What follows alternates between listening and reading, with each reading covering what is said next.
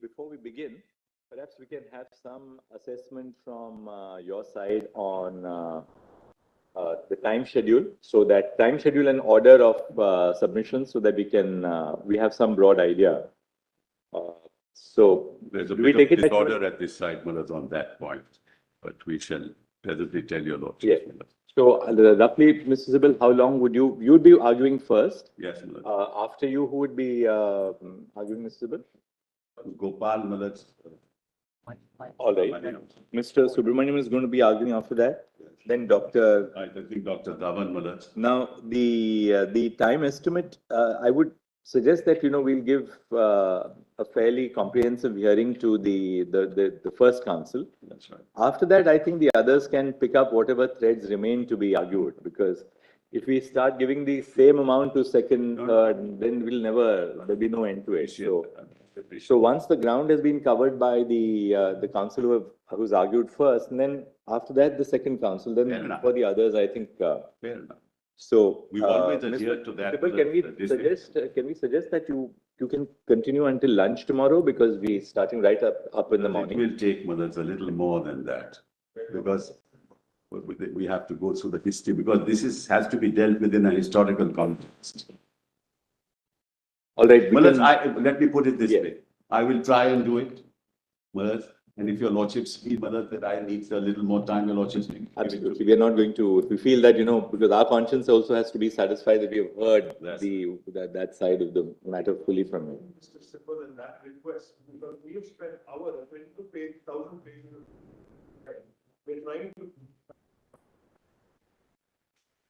That's all right, but we don't have to read all the documents. I mean, that's why written submissions are filed. So, Mr. A lot of it is historical documents. That's right. So, but that history is important, which is very. I agree. Some part of the history is important, but it shouldn't get mired in history only. No, not at all. Of course. Your three of the legal proposition to be decided. The three of the lordships have heard this matter once before. So, Mr. When we started, it took Mr. Subramaniam and Mr. Shekhar Nafade have, I shouldn't say built for 8 hours, but at least it said that they are going to take 8 hours. So, yes. So I think the 8 hours and 10 hours for Mr. Subramaniam, I think that's a little bit of an overstatement. I think we'll have to cut down that. And Mr. Nafri, we'll also request you to cut down your submissions. Can you give 1.5 hours to 2 hours? So once, 6 hours. so we'll start now. What we'll do is, See, last time, let me say this. Whereas Mr. Ramachandran, like what you want, because he has argued past a lot. No, he argued. I mean, He's not now. No, no. He's not addressing because the party for whom he is appearing has withdrawn. But the point is, on the last hearing, almost 90% was, at least 3 of us are party to the hearing. In I think about 4 days or so, 4 to 5 days, we had almost finished the hearing of the petition. Question of the reference on those two judgments, that's all. The difficulty was when the preliminary issue was framed, whether 1960. No, most parties, I'm sorry, and the most parties argued the merits of the matter. No, they did not. And some of the people took on Lordships are themselves right. to urge the Mr. preliminary to Ramachandran, your Lordship, That right, word Mr. back. Ramachandran and Mrs. Zafar Shah, in fact, They later. had argued the full length, I remember. I have my notes of that time. That's correct. Yes, yes. Then we had argued actually the law point, but then there is a overlapping in the sense that the judgment which has been got USB. No, my right, let's do this. Let's get down now. People had fully Point argued. is, 4 distinguished Two judges people have had not fully heard argued that. it. I remember We'll, it distinctly. let Mr. Sibyl open, and I'm sure by the end of the day, we'll have a good picture. because myself, I will not take more than 2 hours. Whenever your Lordship speaks, whatever the order. Look, I'll take little more than that. Not my friend may take 2 hours, but I'll take little more than that. Well done. That Mr. Zafar should, Your Lordship, In fact, I remember Mr. Dhawan praising Mr. Zafar Shah in the last proceeding that he had set forth. Correct. You are right, absolutely right. Two of them, Zafar, I addressed your lordships only on the reference. you are right. Only Raju Ramchandran and Zafar Shah fully argued the matter. That's right. note that. Your Lordship, may I permit me to submit my submission, please? I want to say something to the Honorable Court, please, Your Lordship. An application to your lordships, not in the matter, Lords. I'm really sorry to do this, but a clarification is needed whether Lords Court 3, my Lord Honorable Justice Bose's bench can hear mentioning whether something very urgent that There's a provision in the latest SOP. their lordships are, There's a I've just been There is there. a provision in the SOP. Circulate an email. I've said that, however urgent something is, once the mentioning is not available or the mentioning is over, just an email will be put up to me by the registrar listing. I'll pass orders immediately.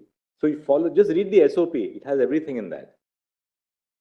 Because All your lordships and constitution bench. thing yesterday, every mentioning request which was made until late night yesterday was attended to. I was in fact a little more liberal because I knew that this is going to happen, that we are the first 5 are going to be in a constitution bench.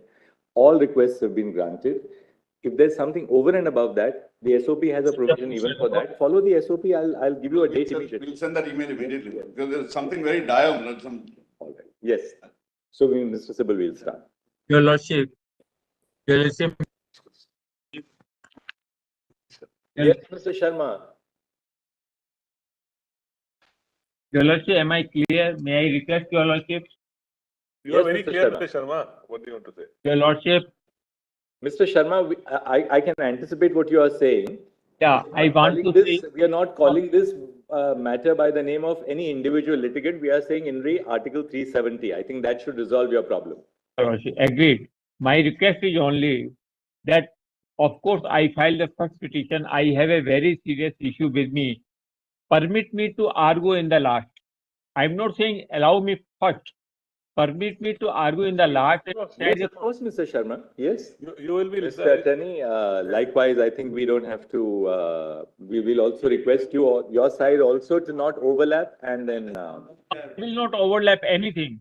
I will not touch any point, whatever are going to be submitted by anyone over here. I have total different yes, things. Mr. Sharma, we got your point now, Yes, yes. yes, you will be the last batsman. Yes. Our Yeah, but assessment give me- would necessarily be based upon what is argued, what points are formulated, how, etc. And before, my lord, they end, we would, my lord, indicate our time. We have understood, my lord, the concern that there should not be any Repetitions. repetition, unwarranted repetition, etc. Yes, yes. May it please your A lordship. point, Promotion to uh, repetitions. a point of clarification, Your Lordship. I was appointed to nodal council. Unfortunately, I'm not able to present as I'm down with conjunctivitis. But repetition civil 1099/2019, in which Mr. Ramchandran was appearing, although two parties have withdrawn, there are other petitioners who are still prosecuting this case, and that there will be representation for that as well. All right. Lordship, Yes. for that point of Who will clarification. be Thank you. appearing in that for the remaining petitioners, Mr. Prasanna? We are still hoping that Mr. Ramchandran can come. There is Let us know as difficulty that is. Not Mr. With regard to main petitioners, it's clear, but with regard to interveners, your lordship, nodal officer has given us time. We'll see about the interveners. Let's first hear the council, and then we'll see what remains. Already the issue, described by the Mr. Prasanna, the nodal officer. But the court is to decide. He has suggested the time frames. We'll see. Of course, we'll certainly decide at the end of the, once we have a few of the leading council who make their submission, we know what area still remains. We'll assign some time. Yes, Mr. Mr. Sibal. Sibal would be arguing which petition so that we can have that. Doesn't it's in rate 370 now? No, whom you represent, that's all, so that we can say the pleadings from Mr. Loan. loan, Yeah, please. Akbar Loan. Anyway. Yes. Mullahs, this is indeed, Mullahs, according to me, a historic moment in many ways. First, Mullahs, that your lordships will be analyzing why history was tossed out on the 6th of August 2019. Whether the procedure adopted by Parliament was consistent with what democracy stands for. Whether the will of the people of Jammu and Kashmir could be silenced in this fashion. Whether they will be denied a representative form of government through a diktat of the union inconsistent with our constitution. It is also historic because it has taken 5 years for your lordships, Mullahs, to start hearing this case. And for 5 years, Mullahs, there has been no representative government in the state of Jammu and Kashmir.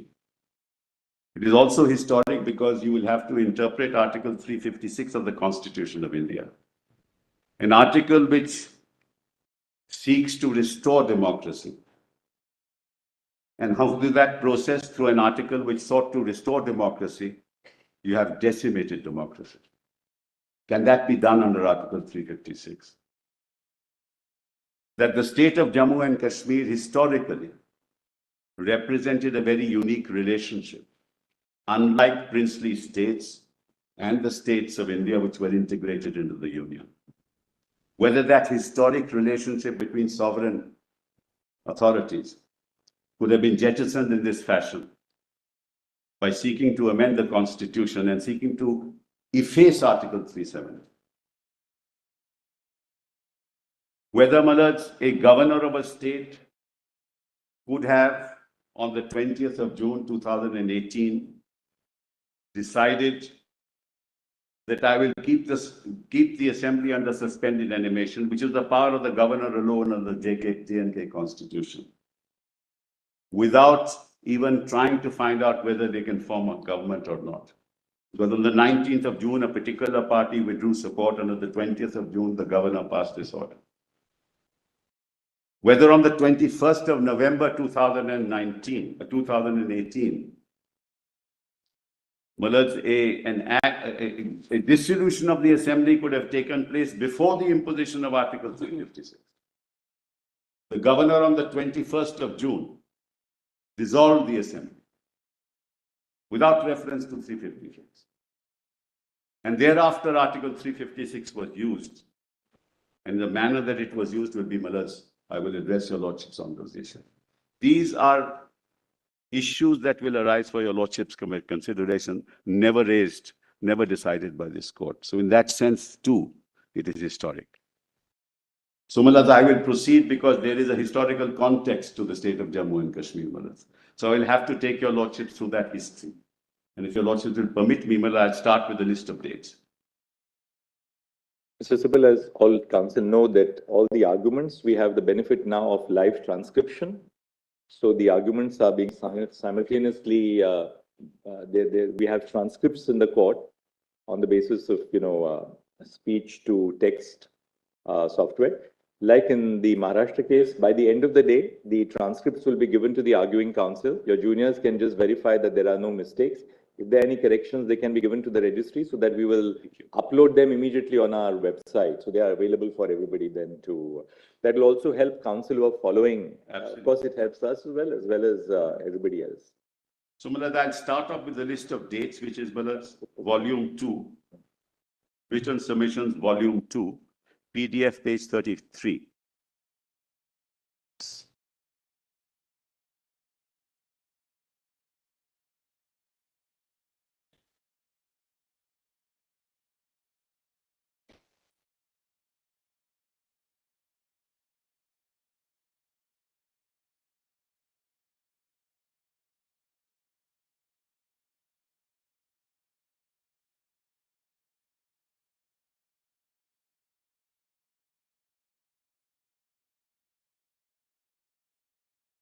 Malas, written submissions, volume 2, PDF page 33.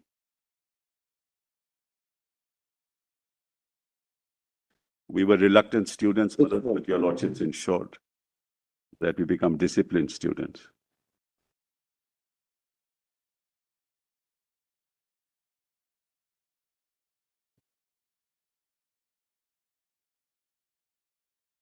Yes, Malas, the list of dates, because it's somewhat elaborated, because it will give you a flavor what the issues are, Malas.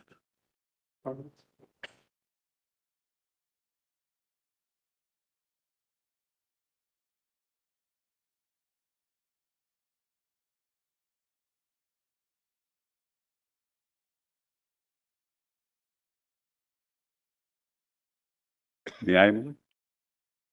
Yes.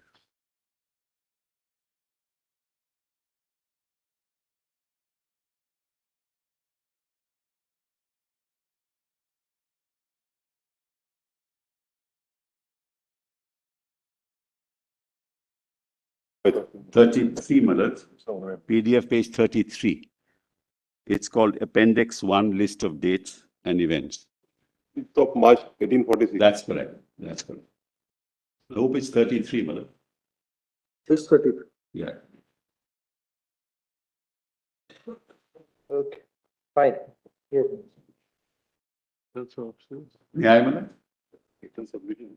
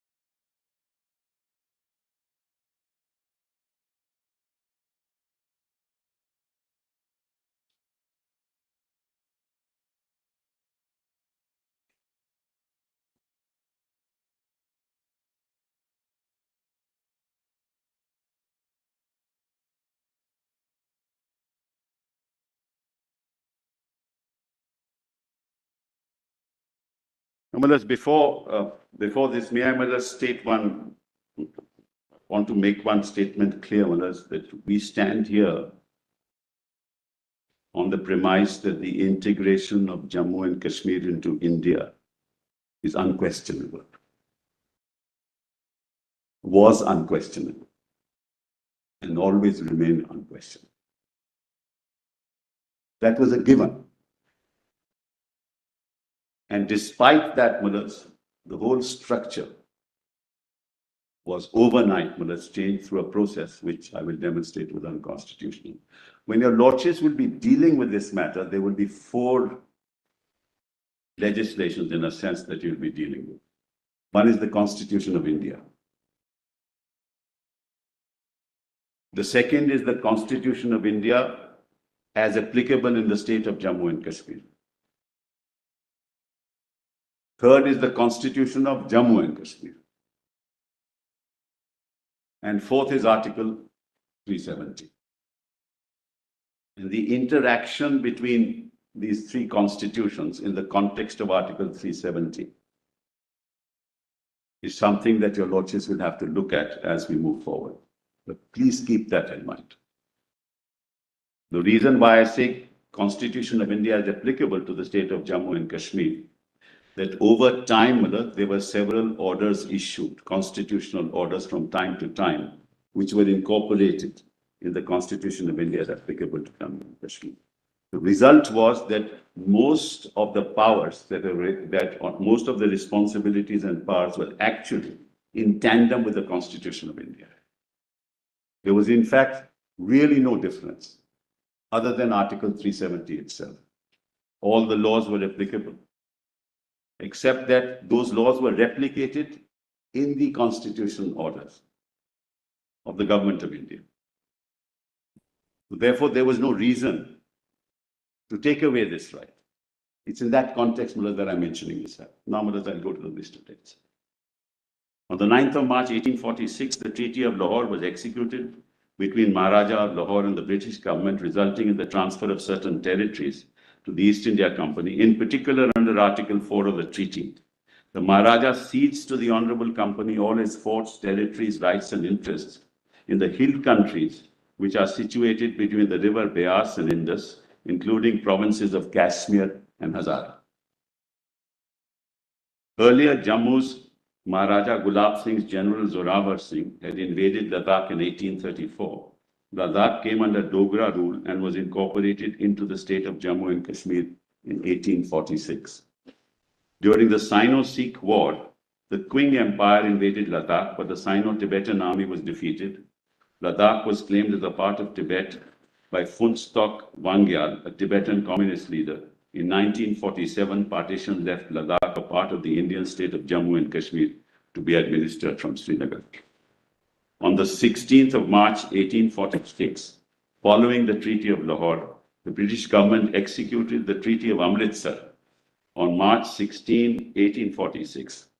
Under the treaty, the hilly mountainous country with its dependencies situated in the east of River Indus and west of River Ravi, including Chamba and excluding Lahore was transferred by the British government to Maharaja Gulab Singh of Jammu. The reason was simple, Maharaj.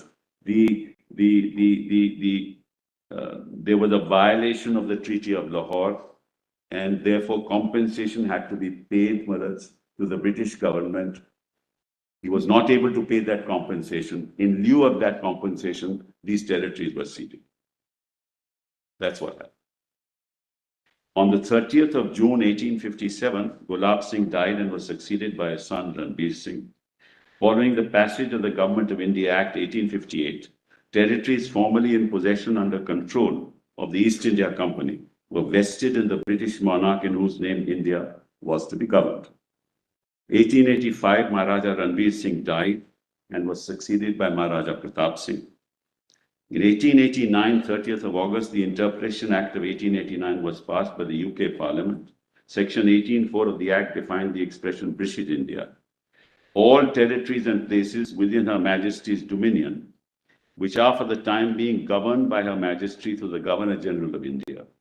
In addition, the term India was defined under Section 18.5 as British India, together with any territories of any native prince or chief under the suzerainty of Her Majesty exercised to the Governor General of India. You will note here, Mullah, Jammu and Kashmir is not part of this.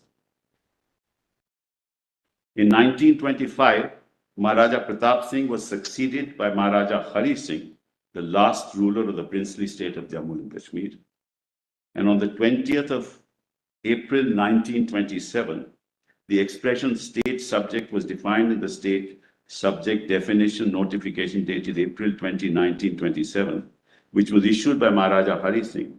This notification classified state subjects into 4 classes: and subsequently became the basis for the definition of permanent residents of Jammu and Kashmir under the Constitution of Jammu and Kashmir and Article 35A of the Constitution of India. Your Lordships need not go into it because we are not really dealing with that issue, but I'm just mentioning it. On the 22nd of April 1934, Maharaja Hari Singh enacted Regulation 1 of Samvat 1991 on April 22, 1934. Wherever there is Samvat, Malad, if you take away 57 years, that gives you the year. The regulation established a legislative assembly for the state of Jammu and Kashmir called the Praja Sabha. While certain legislative functions were delegated to the Praja Sabha, the ruler, Maharaja Hari Singh, retained supremacy over all legislative, executive, and judicial matters.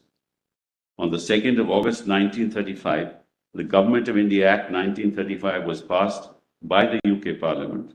The Act established India as a federation comprising governors' provinces, chief commissioners' provinces, the Indian states which had or would accede to the Federation of India. Under Section 6 of the said Act, the ruler of Indian princely states was empowered to execute an instrument of accession, declaring that he accedes to the Federation of India, subject to the terms of such instrument. Under Section 2, an instrument of accession was to specify matters with respect to which the federal legislature would have competence to legislate for a particular state and the limitations, if any, on the federal legislature's powers to make laws or exercise executive authority over such state. Notably, as the state of Jammu and Kashmir was not a part of British India, provisions of the Government of India Act 1935 did not apply to it unless an instrument of accession was executed by its ruler in accordance with Section 6. On the 7th of September 1939, the Jammu and Kashmir Constitution Act 1939 was promulgated. While Maharaja Hari Singh retained sovereignty and supremacy over all legislative, executive, and judicial functions, the Act provided the Praja Sabha to make laws for the entire state of Jammu and Kashmir or any part thereof, subject to certain conditions. Further, the said Act vested executive functions with council consisting of a Prime Minister and other ministers appointed by the ruler. The Act also provided for the High Court, which had been established by the ruler in 1928, to be a court of record with jurisdiction to adjudicate upon inter alia civil suits, civil, criminal, and revenue appeals. On the 16th of May 1946, the Cabinet Mission issued a statement regarding its report. Under paragraph 15(1) and 4 of that statement, the Cabinet Mission plan envisaged a Union of India where the Union would have responsibility over defense, foreign affairs, and communications, and the states would retain jurisdiction over all other subjects not ceded to the Union. On the 12th, 22nd of May 1946, the Cabinet Mission issued a memorandum titled States, Treaties, and Paramountcy, which affirmed that following the establishment of an independent government in India, the paramountcy of the British monarch over Indian states would lapse and paramountcy power over their respective territories would return to the states. On the 19th of December 1946, the Constituent Assembly of India, in terms of the Cabinet Mission Plan, met for the first session. On the 22nd of January 1947, the Constituent Assembly of India unanimously adopted the Objectives Resolution, which declared the Assembly's firm and solemn resolve to proclaim India as an independent sovereign republic. Importantly, paragraph 3 of the Objectives Resolution declared that princely states that had joined the Union of India, and I quote, whether with their present boundaries or with such others as may be determined by the Constituent Assembly, and thereafter according to the law of the Constitution, shall possess and retain the status of autonomous units, together with residuary powers, and exercise all powers and functions of government and administration, save and except such powers and functions as are vested in or assigned in the Union. On the 25th of January, 1947, the Constituent Assembly adopted a resolution the establishment of the Union Powers Committee to inter alia draw up lists of matters included in the and interconnected with the subjects assigned to the Union before the framing of the Constitution. On the 5th of July 1947, the Union Powers Committee submitted its second report to the Constituent Assembly.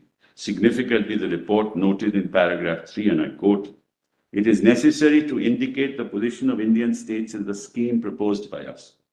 The states which have joined the Constituent Assembly have done so on the basis of the 16th May statement. Some of them have expressed themselves as willing to cede wider powers to the center than contemplated in that statement. But we consider it necessary to point out that the application to states in general of the federal list of subjects, insofar as it goes beyond the 16th May statement, should be with their consent. It follows from this that in their case, residuary powers would vest with them unless they consent to their vesting in the center." And your lordship knows whether that consent was given. The UK Parliament on 18th of July 1947 passed the Indian Independence Act of 1947. Under 1.1 Section 1.1 of the Act, from August 15, 1947, two independent dominions, India and Pakistan, were to be established.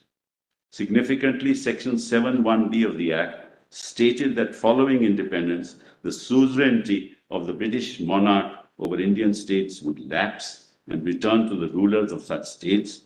Resultantly, as sovereign states, as many as 562 princely states had the choice to remain independent or accede to either of the two dominions established by the Act. Lastly, as a transitional measure, Section 8 prescribed that provisions of the Government of India Act 1935 would continue to apply to the Dominion of India and Pakistan subject to certain conditions. Under Section 9 of the Indian Independence Act, the Governor General issued the India Provisional Constitutional Order 1947, which made certain sections of the Government of India Act 1935 applicable to India, until other provisions were made by the Constituent Assembly. Among the applicable provisions was Section 6, which dealt with accession of princely states to India through the execution of the instrument of accession. On the 15th of August, India attained independence and was partitioned into the dominions of India and Pakistan. Further, as British paramountcy had lapsed, princely states that had not executed instruments of accession with either dominion became independent states. These included the states of Junagadh, Hyderabad, and Jammu and Kashmir. On 26th of October 1947, the ruler of Jammu and Kashmir made an offer of accession to India, asking for help from the Indian Dominion to meet a grave emergency caused by mass infiltration of tribesmen drawn from distant area of northwest frontier, coming regularly in motor trucks, Manshera-Muzaffarabad road, and fully armed with up-to-date weapons, which cannot possibly be done without the knowing of the provincial government of the northwest frontier province and the government of Pakistan. In the instrument of accession signed by him on the same date, he declared his accession to India subject to the terms of such instrument. Under Section 3 of the instrument, the Dominion Legislature had authority to make laws for the state of Jammu and Kashmir on the subjects of defense, external affairs, and communication. Article 7 provided that the instrument of accession did not commit the ruler to the acceptance of any future constitution of India, while Section 8 vested sovereignty over subjects not acceded to India in the ruler. But there's just two issues I want to flag here. Your lordships, in the course of this hearing, will have to determine what does a constituent assembly stand for. A constituent assembly stands for enacting a constitution for the future of the territories with respect to which the constitution is to apply. It's essentially a political exercise. It's not a legal exercise. It's a political exercise to take into account the aspirations of people, what kind of state the people want, and in the context of that, draft a constitution. Right? The constitution itself is a political document, but it takes into account the aspirations of several segments of society living within a united territory. takes into account their separate aspirations, and in the context of that drafts a constitution to meet the aspirations in future years for decades to come.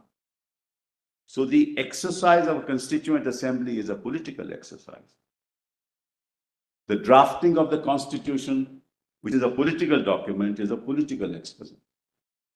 But once the constitution is drafted, once it is come into place, then all institutions under the constitution are governed by the constitution.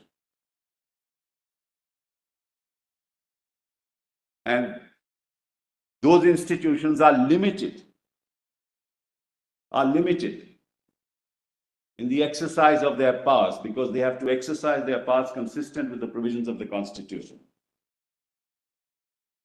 Parliament cannot convert itself into a constituent assembly.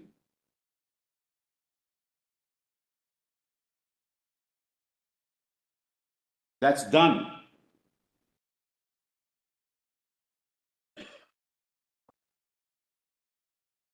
Today, the Indian Parliament can't say by a resolution that we are the Constituent Assembly. As a matter of law, they can't say it, because they are now cabined, cribbed, and confined by the provisions of the Constitution. They can't pass a law which is outside the list. They can pass a law under 254. If the state passes a law, it's repugnant. They must adhere to the basic features of the Constitution. They can't suspend, except in emergencies with external aggression, the fundamental rights of people. That also is limited under provisions of the Constitution. The executive can't do things which are contrary to the law, and the judiciary then declares the law. But no parliament can convert itself into a constituent assembly. And if you accept that proposition of law, it has enormous consequences for the future of my country.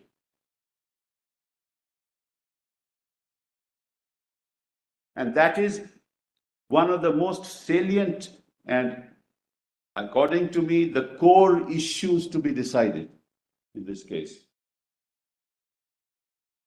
Because Parliament said that we declare the legislature of the state of Jammu and Kashmir as a constituent assembly. Where does Parliament get that power? How does Parliament get that power? Under which provision of law?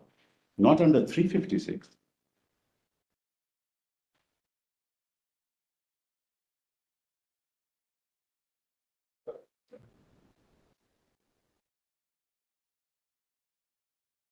No, I'm just reading. So that's, according to me, the core of the issue that your lordships will have to decide.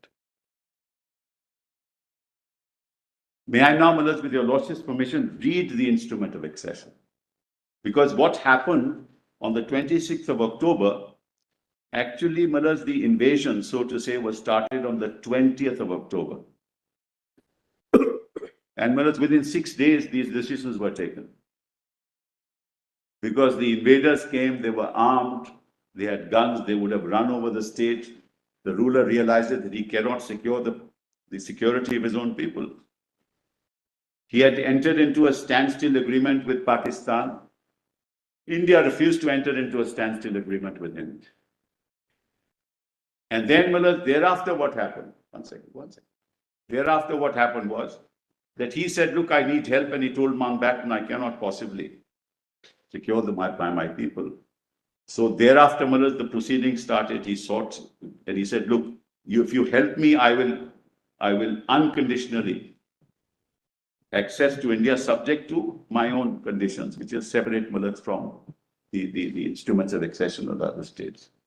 And India accepted it, and that's how India secured the peace and was able to And of course, the precursor to that is the Ratcliffe Award, in terms of which the part of Gurdaspur, which connected Jammu Kashmir to India, was ceded to India under the Ratcliffe Award, which allowed for that contiguity, which was the basic principle on the basis of which the partition was to take place. So that's how all this happened. Now let me read to your lordships the instrument of accession. Huh? Volume 1, Malats. Documents, volume 1. Yes. Malats, kindly come to PDF page.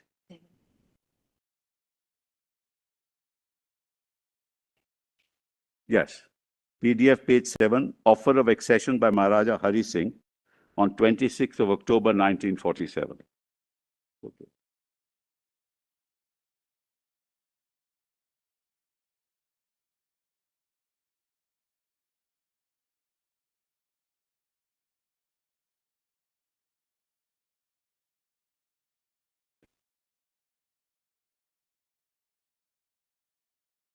Documents, volume 1, PDF page, Malats, 7.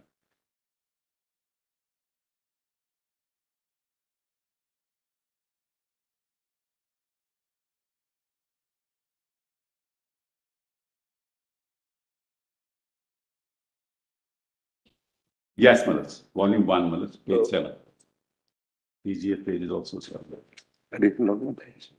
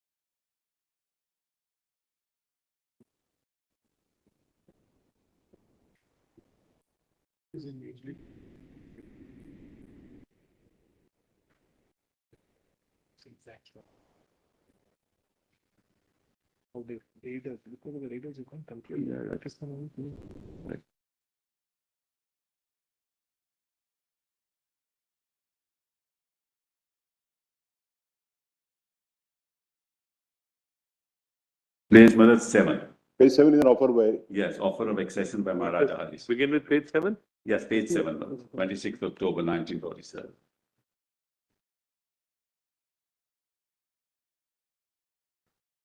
Mr. Sibal, you are referring documents volume 1. Yes, volume 1. Volume.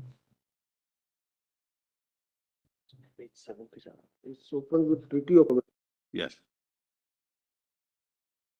It's my Lord Mountbatten with that later. I have to inform, may I, Malats? I have to inform Your Excellency that a grave emergency has arisen in my state and request immediate assistance of your government. As Your Excellency is aware, the state of Jammu and Kashmir has not acceded to the Dominion of India or to Pakistan. Geographically, my state is contiguous to both the dominions. It has vital economic and cultural links with both of them. Besides, my state has a common boundary with the Soviet Republic of China.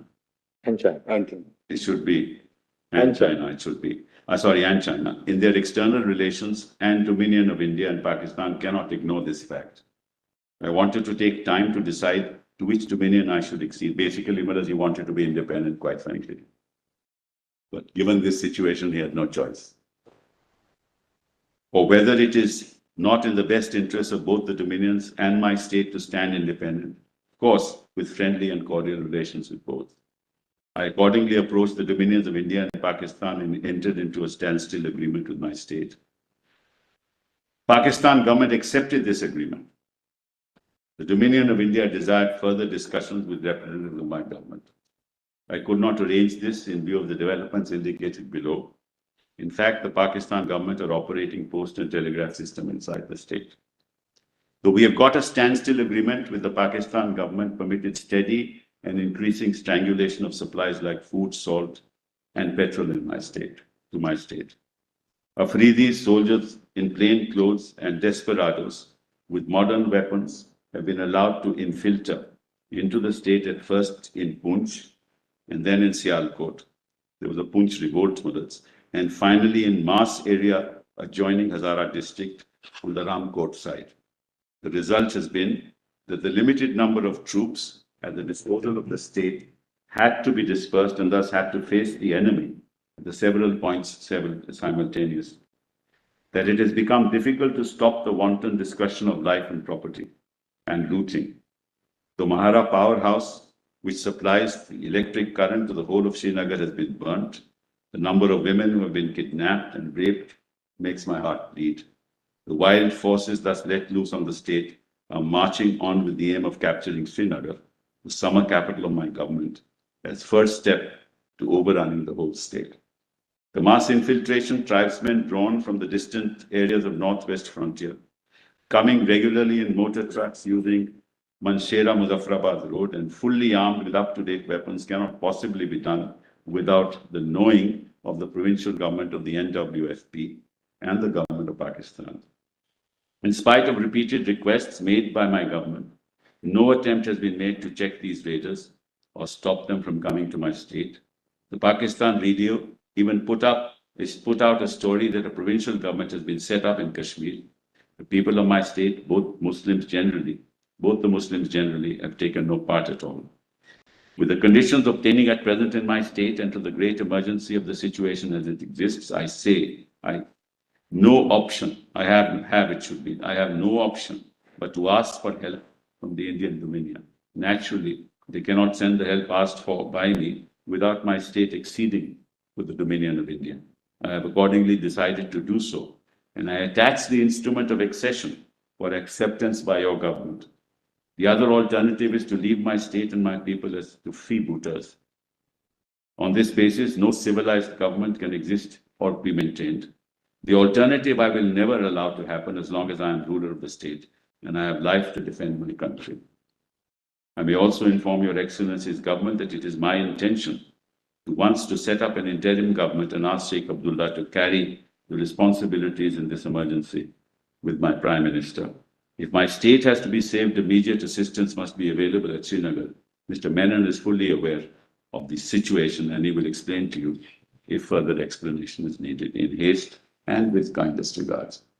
Mullahs, Your Lordship, just a historical fact, at that point in time, Mullah Sheikh Abdullah was in prison. And he had been always, Mullahs, against the ruler because he wanted the will of the people of Jammu and Kashmir, Mullahs, and not a despotic ruler. So he was against the Sadr-e Riyasat, so to say. But Mullahs, when he realized that, look, unless I get him on my side, I'm not going to be able to defend. So he, Mullahs, released him and said, you form the interim government. Just a historical fact. That's how it happened.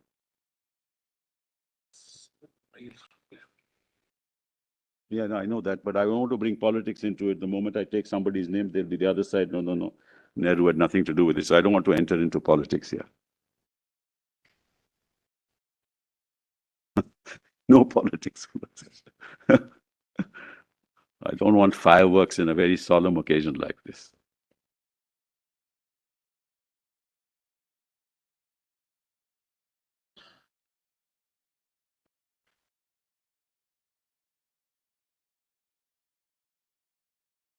Actually, the Ratcliffe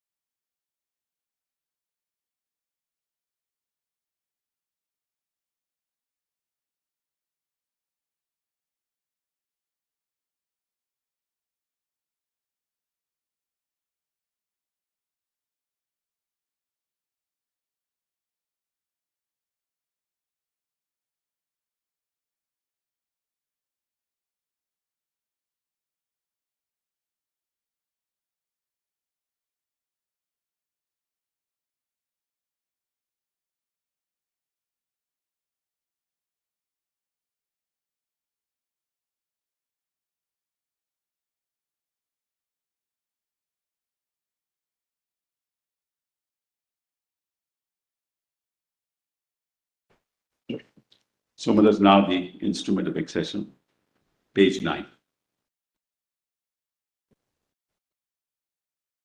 Actually, your lordship knows more than we do. Your lordship knows more about it than we do. No, no, we always keep learning.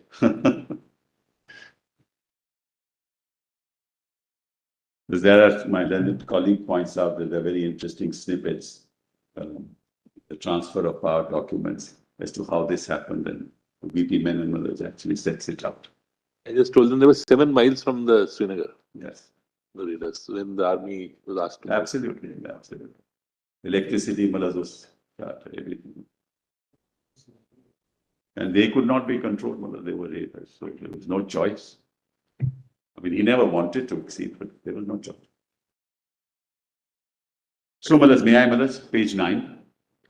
Whereas the Indian Independence Act 1947 provides that as it's obvious, 15th August was independence. He did not immediately exceed. All the other Maharajas exceeded apart from those two, Junagadh and Hyderabad. He never wanted to. It's only in October that this happened. Whereas the Indian Independence Act 1947 provides that as from the 15th day of August 1947, there shall be set up an independent dominion known as India, and that the Government of India Act 1935 shall, with such omissions, additions, adaptations, and modifications that the Governor General may by order specify, be applicable to the Dominion of India. And whereas the Government of India Act 1935, as so adopted by the Governor General, provides that an Indian state may accede to the Dominion of India by an instrument of accession executed by the ruler thereof. Now, therefore, I, Shriman Inder Mahendra Rajeshwar, Maharaj Viraj Sri Hari Singh Ji, Jammu and Kashmir Naresh, Tatha Tibet and Deshadipati, ruler of Jammu and Kashmir state, in the exercise of my sovereignty in and over my said state, do hereby execute this instrument. I hereby declare that I accede to the Dominion of India with the intent that the Governor General of India, the Dominion Legislature, the Federal Court, and any other Dominion authority established for the purposes of the Dominion shall, by virtue of this my instrument of accession, but subject always to the terms thereof. I need mark that. Subject always to the terms thereof, and for the purposes only of the Dominion, exercise in relation to the state of Jammu and Kashmir such functions as may be vested in them by or under the Government of India Act 1935, as in force in the Dominion of India on the 15th day of August 1947. Such functions that may be vested. I hereby assume the obligation of ensuring that due effect is given to the provisions of the Act within the state, so far as they are applicable therein by virtue of my instrument of accession. I accept the matters specified in the schedule hereto as the matters with respect to which the Dominion Legislature may make law for this state. I hereby declare that I accede to the Dominion of India on the assurance that if an agreement is made between the Governor General and the ruler of this state, whereby any functions in relation to the administration of this state of any law of the Dominion Legislature shall be exercised by the ruler of the state, that any such agreement shall be construed and have effect accordingly. In terms of this instrument of accession, my instrument of accession shall not be varied by any amendment of the Act or the Indian Independence Act 1947, unless such amendment is accepted by me by instruments supplementary to this instrument. Nothing in this instrument shall empower the Dominion Legislature to make any law for this state authorizing the compulsory acquisition of land for any purpose. But I hereby undertake that should the Dominion, for the purpose of a Dominion law, which applies in the state, deem it necessary to acquire any land, I will at their request acquire the land at their expense, or if the land belongs to me, transfer it to them on such terms as may be agreed, or in default of agreement determined by an arbitrator to be appointed by the Chief Justice of India. Nothing in this instrument shall be deemed to commit in any way to my acceptance of any future constitution of India, or to fetter my discretion to enter into an agreement with the Government of India under any such future constitution. Nothing in this instrument affects the continuance of my sovereignty in and over this state, or, save as provided by or under this instrument, the exercise of any powers, authority, and rights now enjoyed by me as a ruler of this state, or the validity of any law at present in force in this state. I hereby declare and I execute this instrument on behalf of the state, and that any reference to this instrument to me or to the ruler of the state is to be construed as including reference to my heirs and successors. And the acceptance your lordships will find at 11. I hereby accept this instrument of accession, dated this 27th day of October, 1947. Now, my lords, sorry.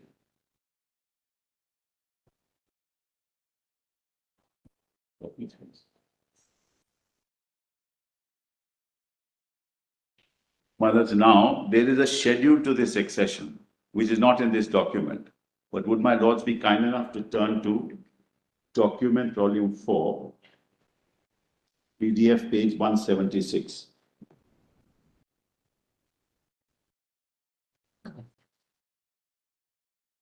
That has the schedule. Volume 4 page. Page 176, madam. PDF page 176. Running page 738, PDF page 176. Volume 4. Running page 738. 738. Yes, 738. Yes, that's correct. That's correct.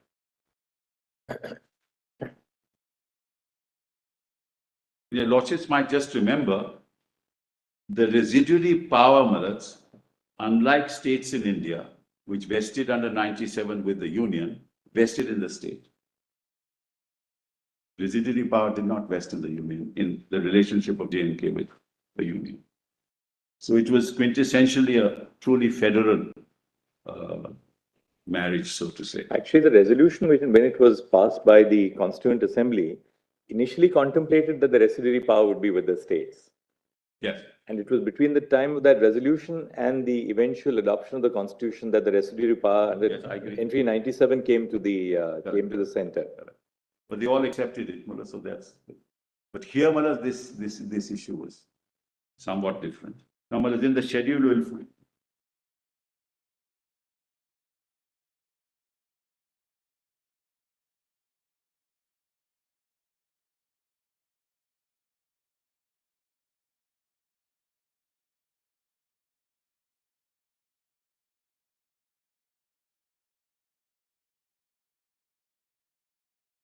Now, let's kindly see.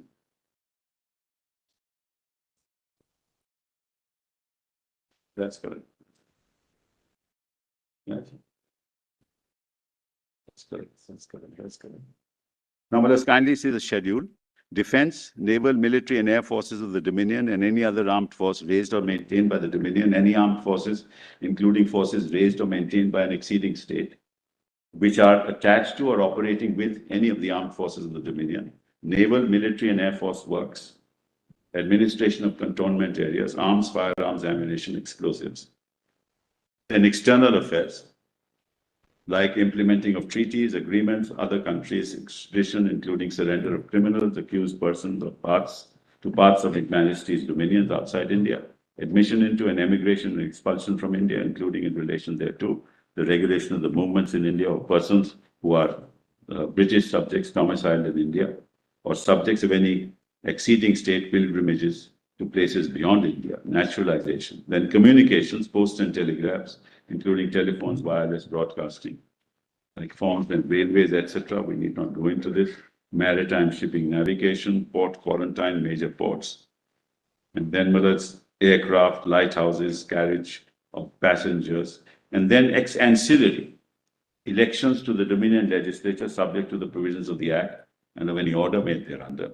Offences against laws with respect to any of the aforesaid matters, inquiries and statistics for the purposes of any of the aforesaid matters, and jurisdiction and powers of all courts with respect to any of the aforesaid matters, but except with the consent of the ruler of the exceeding state, not so as to confer any jurisdiction or powers upon any courts other than courts ordinarily exercising in or in relation to the state. Right? So that's what. These subjects, do they correspond specifically to certain entries on the Government of India Act? No, probably they would have. The subject of the state were with reference to those residing in the state, those who had come to the state, those who were in Pakistan and came back. So that's a 1927 order, which I'll point to your lordship later.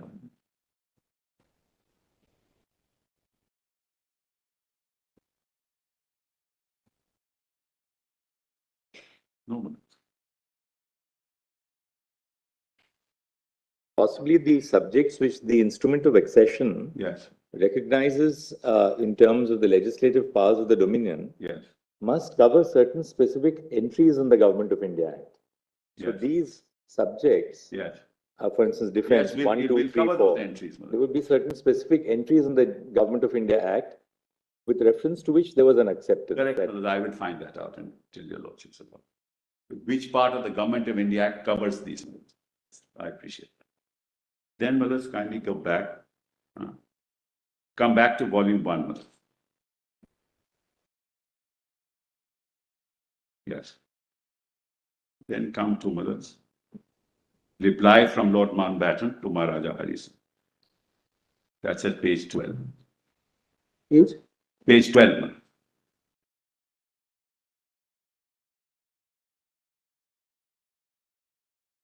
My dear Maharaja Sahib,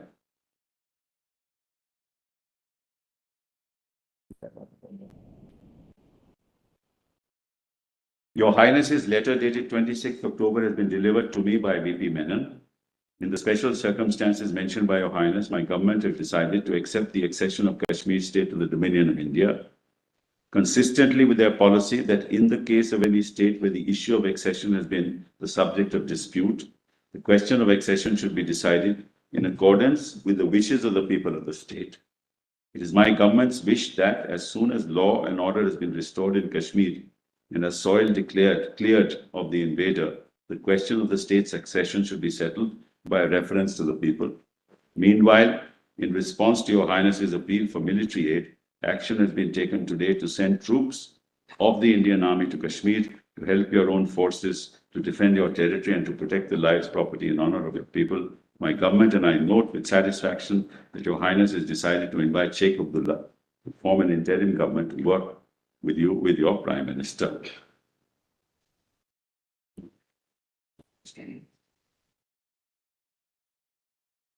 Then we go back to the list of Sheikh Abdullah was not the Prime Minister.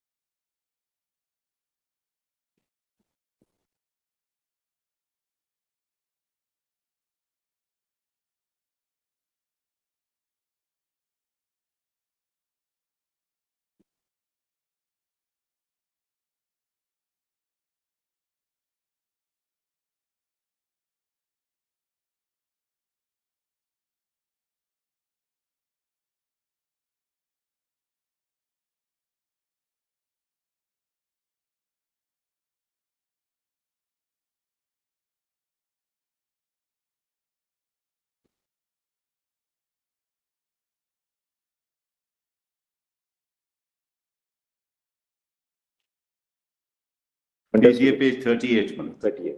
38. And Madam, I've already read to your lordships, Madam, the acceptance, the letter of Mountbatten. So Madam, we go to 23, 5th of March, 1948. You want to go back to the list of dates and events? Yes, Madam. We go back to the list of dates, PDF 38, volume 1. What page are you reading, Mr. Simmons? 5th of March, Madam, that entry. Because I've already read, Madam, the 22nd of October letter of Lord Mountbatten. On the 5th of March, my Lord has that. Volume 1, PDF page 38.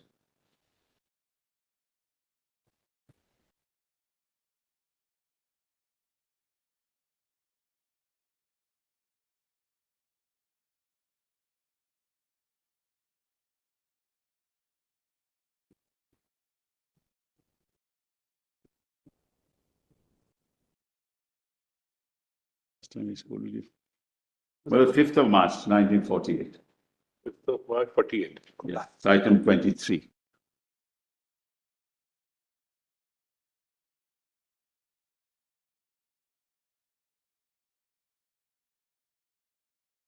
The ruler, your lordship has that? The ruler Maharaja, I'm sorry. 1 minute, please.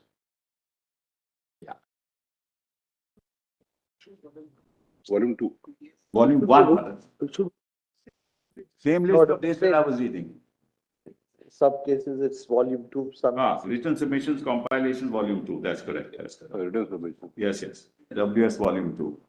Serial number 28. PDF 38, WS volume 2.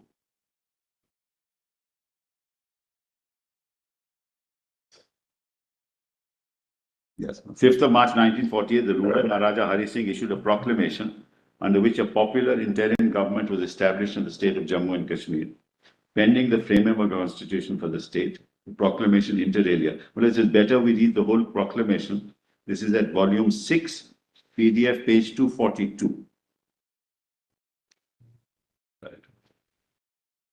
That's volume 6, PDF page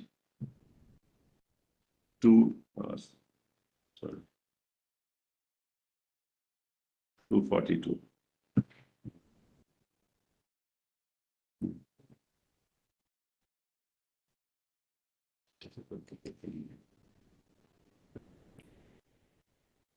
Volume 6.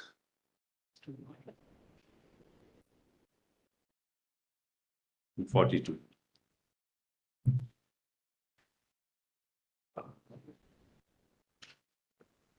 Says Millets, if your lordship has it. My lord Justice Surikant has it. Volume 2? 242, Millets, volume 6, PDF page 242.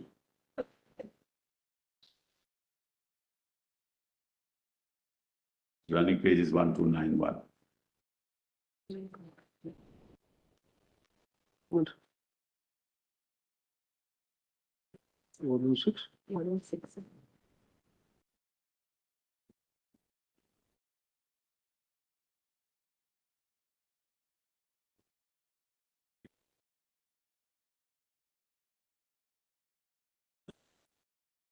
The time.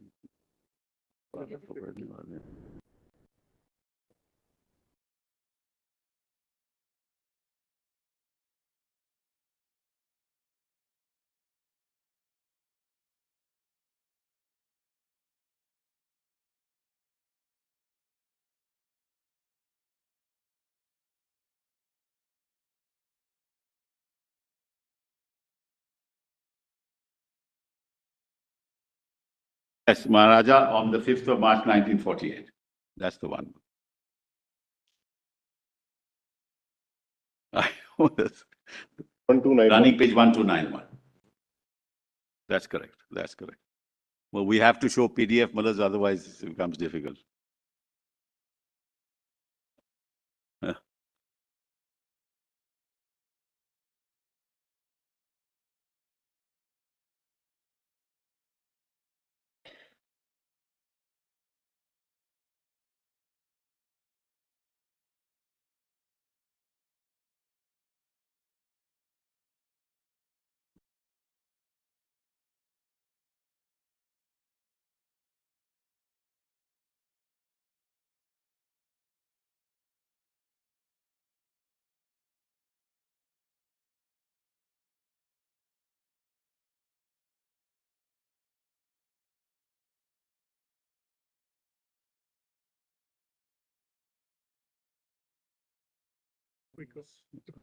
Okay.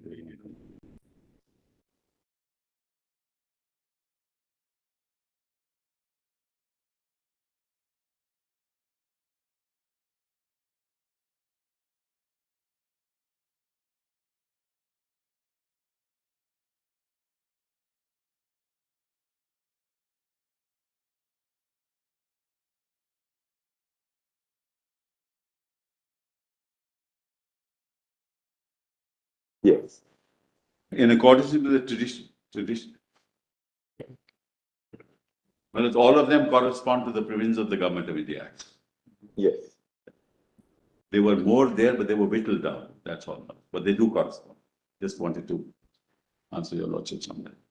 In accordance with the traditions of my dynasty, I have from time to time provided for increasing association of my people with the administration of the state, with the object of realizing the goal of full responsible government at as early a date as possible, and in pursuance of that object have, by the Jammu and Kashmir Constitution Act 1996, established a constitutional government with a council of ministers, a legislature with a majority, that's the Praja Sabha, with a majority of elected members, and an independent judiciary.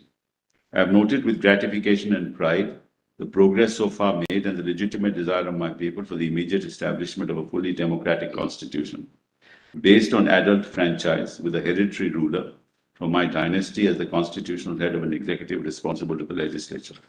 I've already appointed the popular leader of my people, Sheikh Mohammed Abdullah, as the head of the emergency administration. It is now my desire to replace the emergency administration by a popular interim government and to provide for its powers, duties, and functions, pending the formation of a fully democratic constitution. I accordingly hereby ordain as follows.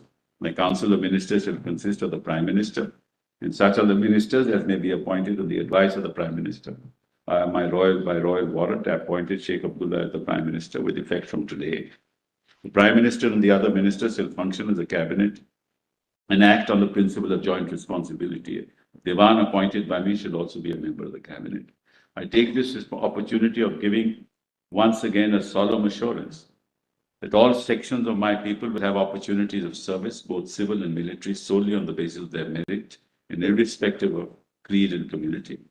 My council of ministers shall take appropriate steps as soon as restoration of normal conditions has been completed to convene a national assembly based upon adult franchise, suffrage, having due regard to the principle that the number of representatives from each voting area should, as far as practicable, be proportionate to the population of that area. In a way, he was adopting the principles adopted by us. The Constitution to be framed by the National Assembly shall provide adequate safeguards for the minorities and contain appropriate provisions guaranteeing the freedom of conscience, freedom of speech, and freedom of assembly. The National Assembly, as soon as the work of framing the new Constitution is completed, submit it through the Council of Ministers for my acceptance. In conclusion, I repeat and hope that the formation of a popular interim government and the inauguration in the near future of a fully democratic constitution will ensure the contentment, happiness, and moral and material advancement of the people. So go back to volume 2, written submissions compilation, volume 2, PDF page 38 again. So in 1949, item 24 was there. Volume 2, PDF page 38.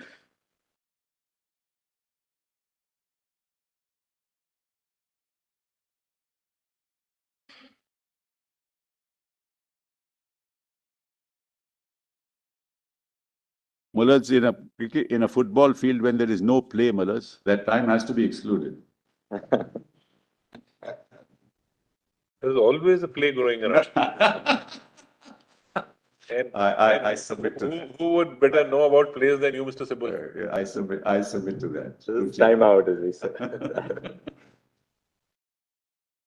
Maharaja Hari Singh issued a proclamation delegating his powers and authority to Yuvraj Karan Singh, who would function as the ruler of the state. We don't have to go to that.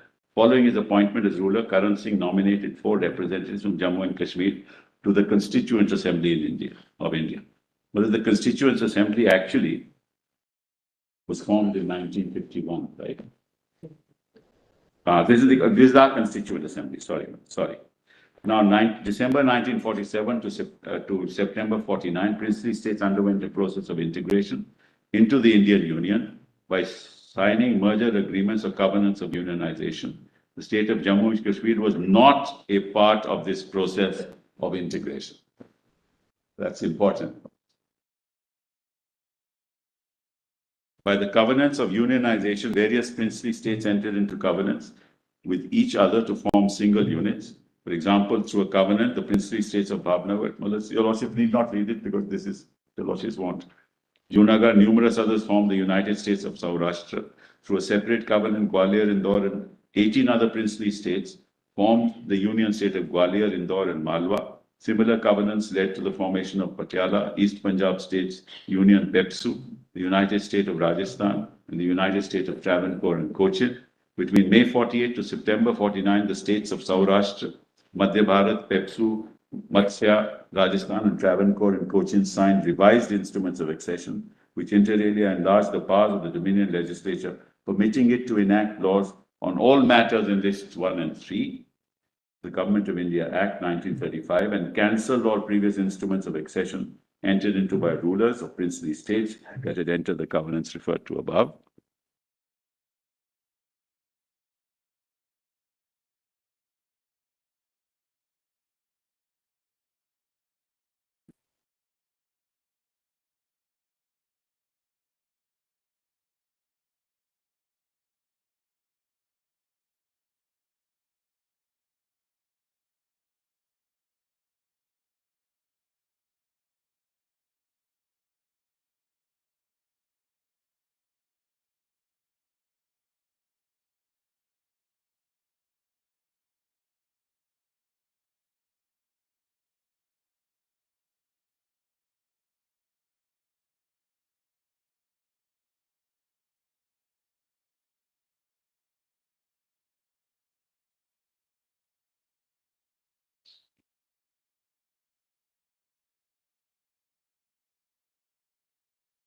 Your Lordship may note that no revised instrument of accession was signed by the ruler of Jammu and Kashmir.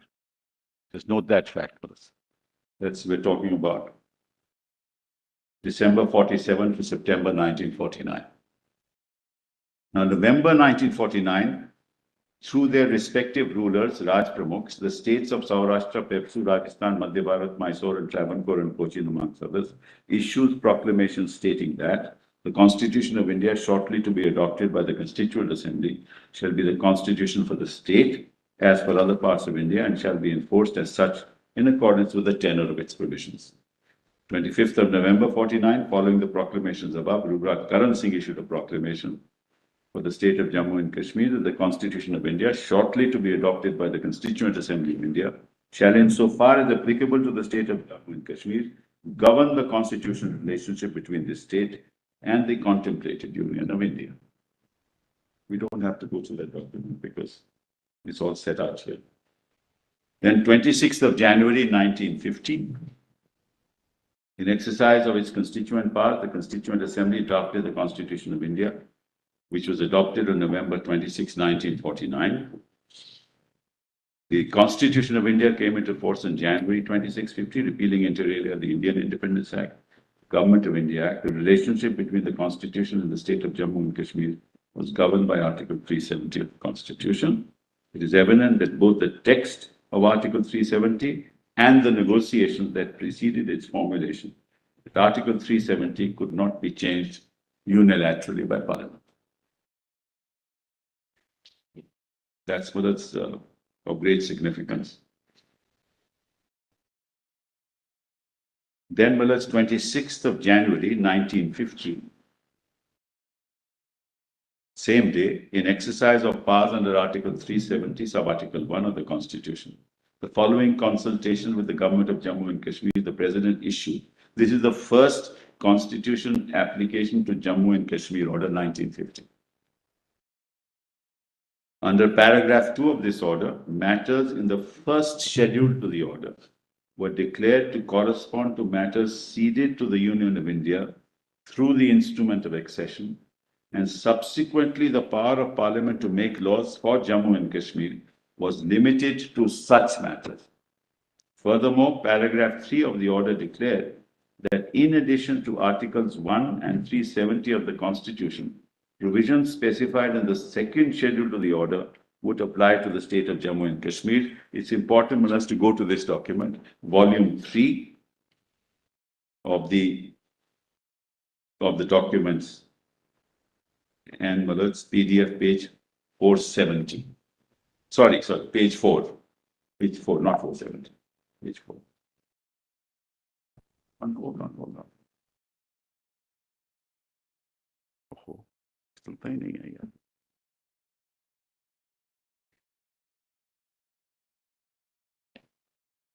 Yes. Yes, this is the first constitutional order.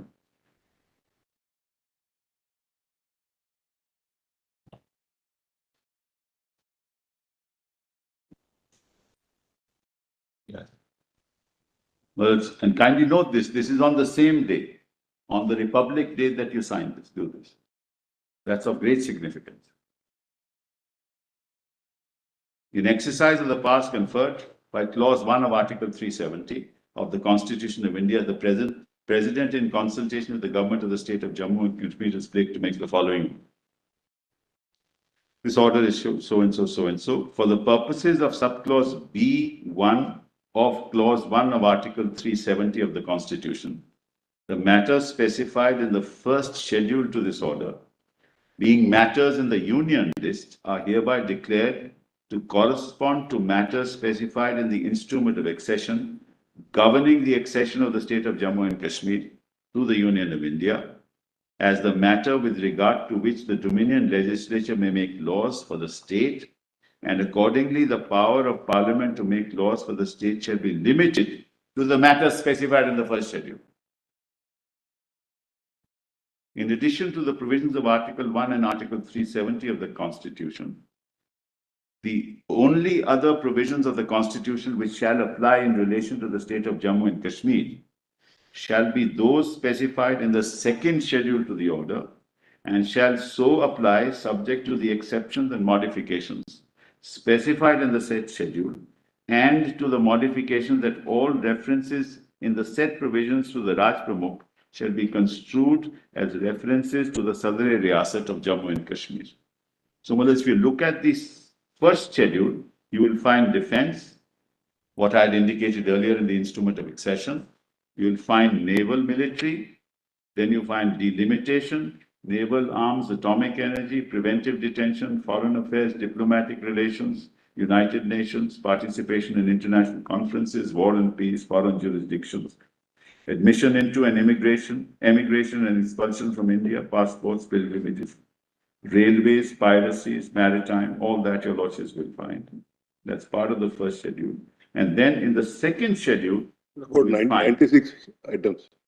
sorry? About 96 items. Yes, 9. It's taken, yeah, they've taken the entries from the Constitution. It's less than the. Some are skipped, but they're not 96. Number of the It entries. comes from, see, 31 to 41 is missing. 72. Yes, there are several that are missing. It's only the same Sheraton number. That's correct, that's correct. That's all that there is. At least one. This one. Correspond to the instrument of accession, actually, Madam. Yes. The defense, military. No, that may not be correct, Mr. Sebu. The instrument of accession, the schedule which is short, was far more restrictive. These are, you can say these are more elaborate. No, Madam, but they these do relate not to the correspond. Constitution. I'm They- sorry. They do not correspond. They're not. No, correspond in the sense that they relate to defense. That, I'm not saying anything more than that. They relate to defense, they relate to external affairs. That's all that I'm saying, because the entries in the union list. You read out the second schedule earlier Yes, at page 2, if I'm not mistaken, 196. Correct. I'm not disputing that. 176. When I said 176. correspondent, I said the broad heads, that's all that I meant. Then say this schedule 2, this is important. Article 72(1)(c), 72(3), 133, 134, 135. Just one more clarification. This is by an order. Yes. This is by an administrative order. Yeah. Under Article 370. 370. Yes, that's all. That's what I told your lordship in the initial stage. Constitution of India as applicable to the state of Jammu and Kashmir. Correct. That's all I meant. That's right. That's correct. Numbers, kindly see these exceptions are 72(1)(c), 72(3), 133, 134, 135, 136, 138, 145, 151. Articles 80 and 81 shall apply subject to the modification that the representatives of the state in the Council of States and the House of the People respectively shall be chosen by the President in consultation with the government of the state. So that was the variation. Articles 54, 55 shall apply subject to the modifications that references therein to the elected members of both houses of parliament and to each elected member of either house of parliament shall be deemed to include respectively a reference to the representatives of the state in those houses and to each such representative, that the references to the elected members of the legislative assemblies of the state and to each such elected members shall be deemed to include respectively a reference to the members of the constituent assembly of the state and to each such member, and that the population of the state shall be deemed to be 44 lakhs and 10,000. Whereas at the moment it's about 14 million. 140 million, that's 14 crores. Now, Articles 149, 150 shall apply, subject to the modification that the references therein the state shall be construed as not including state of Jammu and Kashmir. Then Article 246 shall apply, subject to the provisions of paragraph 2 of this order, and clause 2 and 3 of Article 246 shall not apply in relation to the state. So no issue of repugnancy or anything like that. They can't pass laws because the residuary power of the state. Then 259 shall apply, subject to the modifications that after the words until Parliament by law otherwise provides, the words and the concurrence of the state to such law has been obtained shall be deemed to be inserted. Article 266 shall apply only insofar as it relates to the Consolidated Fund of India and the Public Account of India. Article 282, 284 shall apply only insofar as they relate to the Union or the Public Account of India. 298, 299, 300 shall apply insofar as they relate to the Union. And 324 shall apply only insofar as it relates to elections to Parliament and to the office of the Vice President. So it doesn't apply to the elections in the state. 324, then 335, and then provisions of this part. 361 shall apply only as far as it relates to President. 364, 368 shall apply, provided further that no such amendment shall effect in relation to Jammu and Kashmir unless applied by order of the President under clause 1 of 370. So, Malas, the point that I'm making here is very simple, that the government of the day accepted the fact that our relationships with the Jammu and Kashmir government are on a separate footing. The provisions of the Constitution, unless made applicable through a presidential order and agreed to by the government, shall not apply. The residuary power will vest in the state. It is the state which must pass laws. The government of India can't, under the issue of repugnancy doesn't apply. So, well, this status is accepted. That's how 370 came into being. And it continued.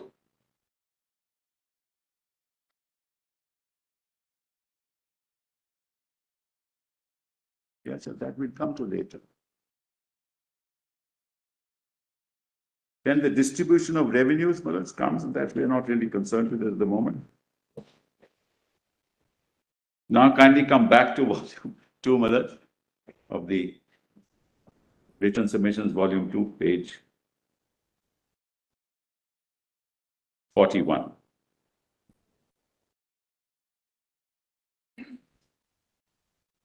That's what I'll be shown to. Page 41. The Constitution. So the assumption is that if the President passes a notification for the application of any law to the state of Jammu and Kashmir, he has to seek concurrence. He cannot do it without concurrence. Consultation. Yeah. So it was a collaborative relationship in a sense. There was a constant dialogue going on. This is what we wish to do, and let's consult the state agrees, which is why most of the laws were made applicable. There was hardly any law that was left. So in a sense, they were incorporated separately in the Constitution of India and in its application to the state of Jammu and Kashmir orders. What happened to currency, for instance? Currency, was the Sarveri Riyasat, as your lordship knows. Currency. No, currency was Indian currency. No, because, if you see currency in the Constitution is governed by entry 36 of list 1. Yes. But there's no reference to entry 36 of list 1 in the adaptation order. But it will come later. There were adaptation orders, subsequent adaptation orders. I'll come to that. I'll show that, your lordship. Because several, this comes in 1954, we have another adaptation order. There are several, give me a list of several adaptations. We got a list by your lordship. So were the subjects broadened by the subsequent adaptation orders? Of course, Malas. Of course. They were broadened, Malas. Every stage they were broadened. We have an order of 52, we have an order of 54, we have an order of 71, an order of 74. Because the powers were extended, Malas, and the state, Malas, after consultation it was done. The state was ad idem with the union, Malas. I mean, the state itself in its constitution says that we are integrated into India. There was no question. The constitution of Jammu and Kashmir itself says that we are an integral part of India. So where's the question? The only thing is that there's a unique structural system in place, a constitutional structure which was in place, which suddenly, Malas, on the 6th of August was done away with.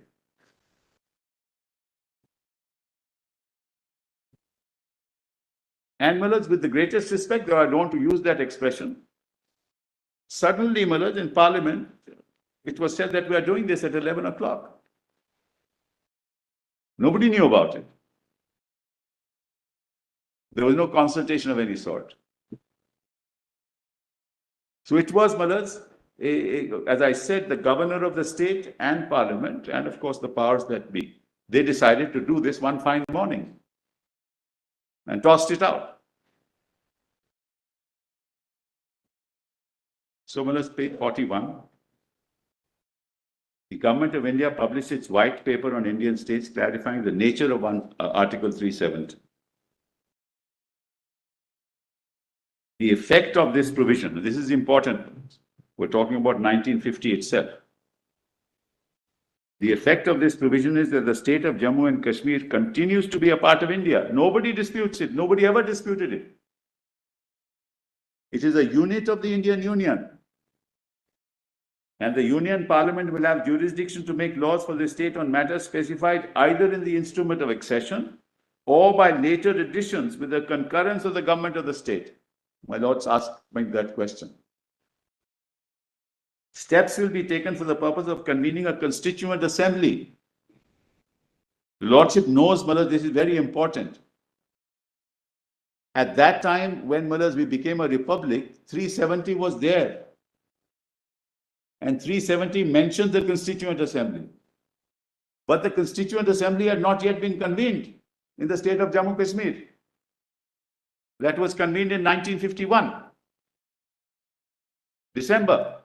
Point is that there was this understanding between the Government of India and the state that we will have a Constituent Assembly which will determine the future course of action. Determine whether or not, Malas, in fact, 370 should be abrogated at all or not. That decision was with the Constituent Assembly. Which is why it is called a temporary provision. Not for any other reason. It's in that chapter of the Constitution. So this whole argument that this temporary provision was 370 was temporary, no.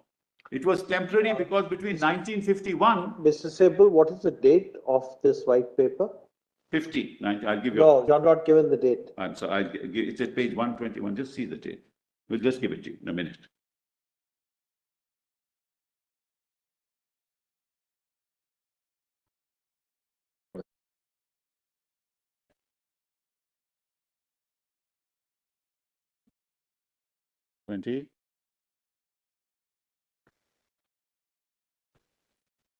I'll give it to your lordship. So on the 1st of May 1951 now, Yuvraj Karan Singh issued a proclamation directing the establishment of an elected Constituent Assembly.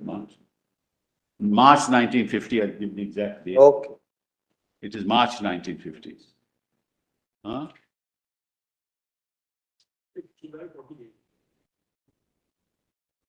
Can't be. It cannot be 5th July 48. It can't be. We'll give the date, Malas. I thought it was March. Article 370 wouldn't have been then. But in any case, Malas, the idea is that it's prior to 1951. That's the whole point. whatever the date is, it's prior to 1951. In other words, the Constitution envisaged a constituent assembly which was to decide as to what would be the fate of Jammu and Kashmir. 15th March 1950 is what I'm told. Huh? 15th March. Anyway, let's not get into this. We give it. Why amongst ourselves in the day? It's prior to 1950. Sibyl, you can verify it and then give it. I'll give it. Yeah, give it to your lordships. 1-5. Sorry.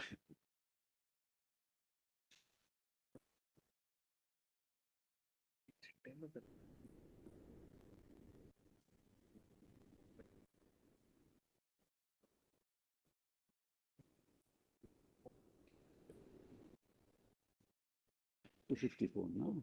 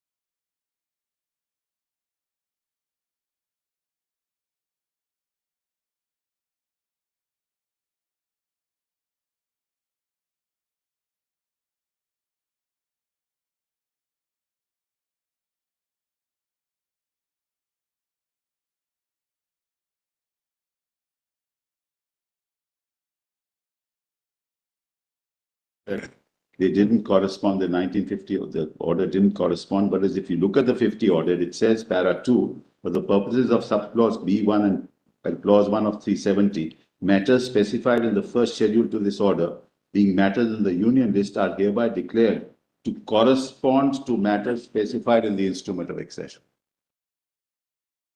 Just wanted to mention that. Para 2 itself says. So, my lords, we all have done.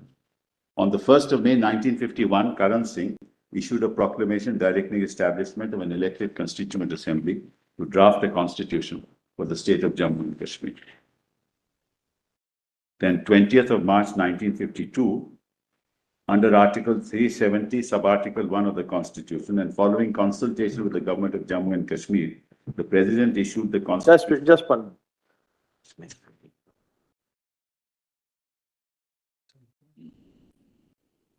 I'm going to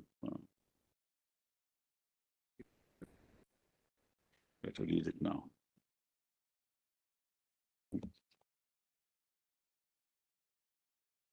$674. That also is there, same thing. The same article.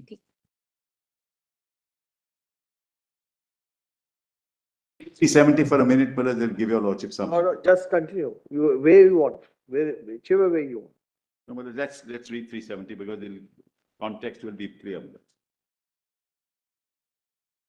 That's how it was understood at that point in time. We're talking about January 26, 1950. Yeah.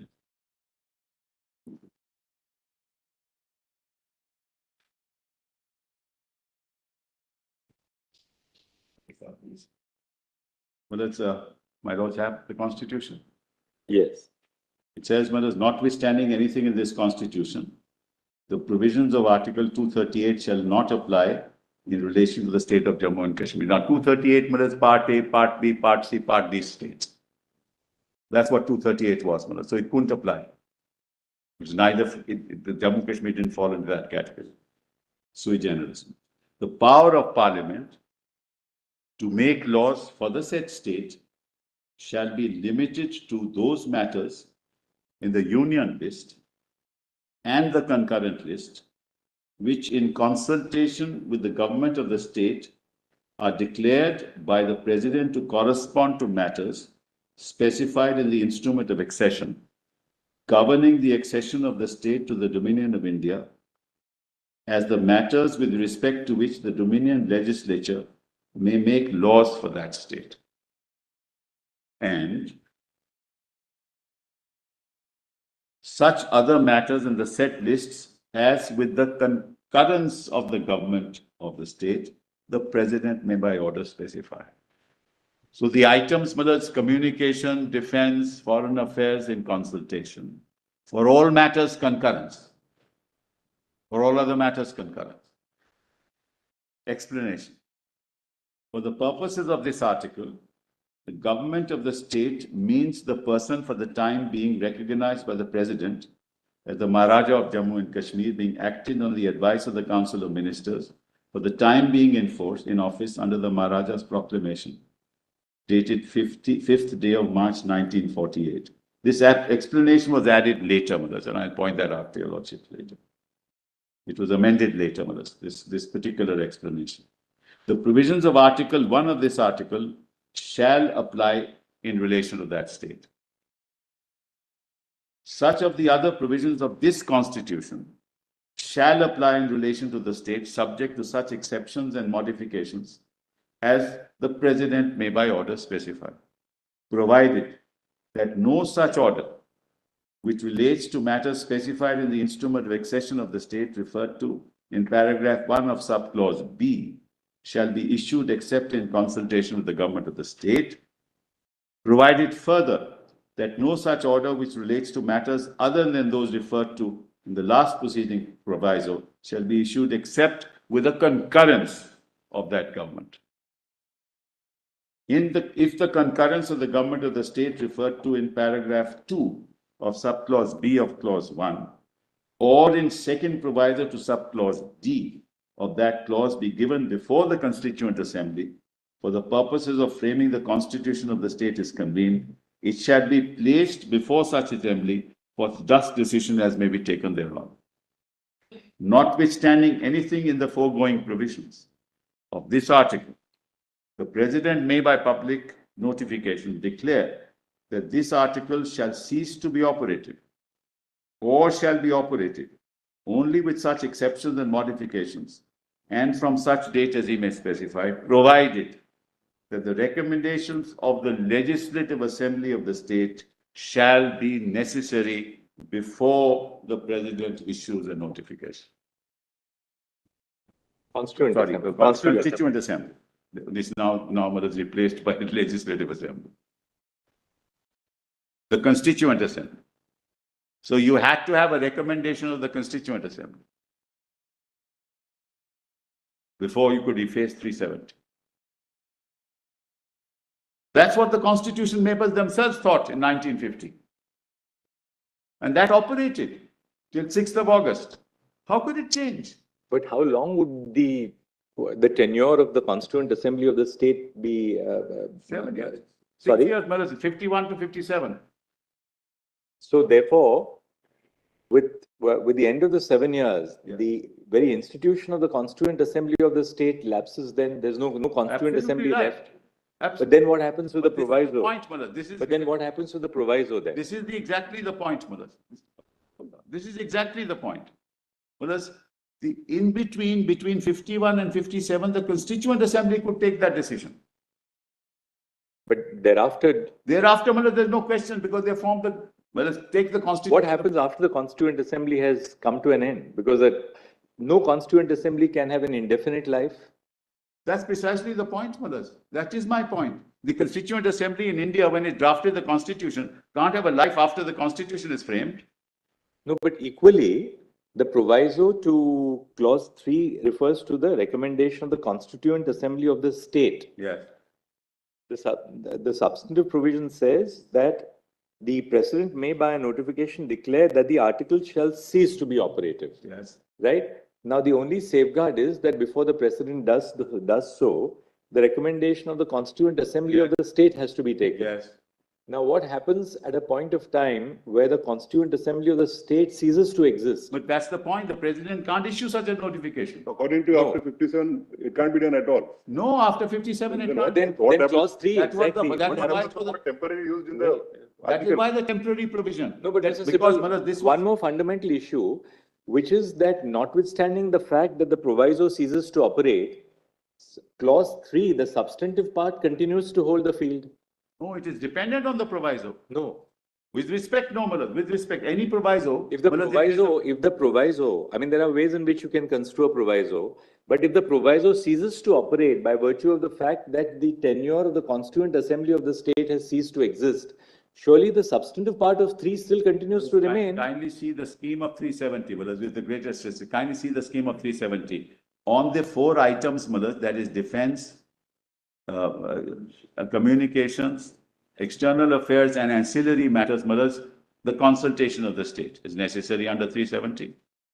For all other matters, the concurrence of the state is necessary. So can you say you do away with the concurrence? And then the third thing is, if you want to abrogate 370, then or amend it, you have to get the recommendation of the Constituent Assembly. So long what as you it put exists. to me, So long as it exists. Manoj, I'm sorry, Manoj, this is the point, Manoj. That's why I said initially, the Constituent Assembly, Manoj, has served its term when a constitution is framed. So in which case, then what happens is if your construction is right, 370, which is essentially a transitional provision, assumes the character of a permanent position No, it is a by, transition. by virtue of the fact that there is no Constituent Assembly of the state after 1957. Absolutely, absolutely. It's a transitional provision between 1951 and 1957 when the Constituent Assembly could take that decision.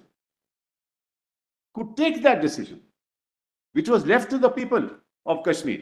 So according to you, after 57, sub-article 3 has become redundant. Whereas Constituent Assembly, even in the context of Constitution of India, is redundant. So there is You no, can't revive a Constituent Assembly. there is no method according to you Yes. by which either with consultation assembly or Yes, otherwise yes. can 370 at all be abrogated. Malaj, the amendment that is made ultimately, they convert the legislature into a Constituent That's a Assembly. different matter, right? No, but that tells you their understanding. Please appreciate that. It's their understanding of the Constitution. No, Mr. Sibyl, there are two separate aspects. One is interpretation of clause 3 of Article 370 and the proviso to that. Yes, The second part is what the amendments have been made and how do you interpret. yes. Well, I can't hear your lordship. Yes. One is interpretation of clause 3 to Right, Article right, 370 has to be done independently of the amendments. Right. So your contention is the proviso specifically applies, and unless the proviso is resorted to, and it cannot be resorted to after 1957, clause 3 will not be applicable. That's your sum and substance. Yes, absolutely. Absolutely. That's absolutely right, Malaj. That's absolutely right. Whereas, just as clause 2(3) has worked itself out. Malaj, the point is, why was this clause put in 1950? Because in 1950, they said we'll have a Constituent Assembly. See the Constituent Assembly debates, it will be made clear. 51 to 50 is there.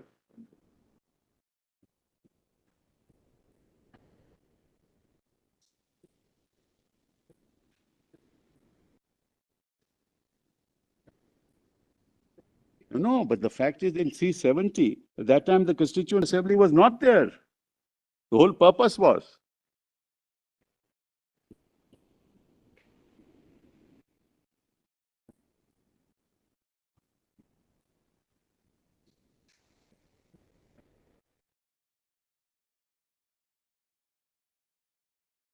Hmm?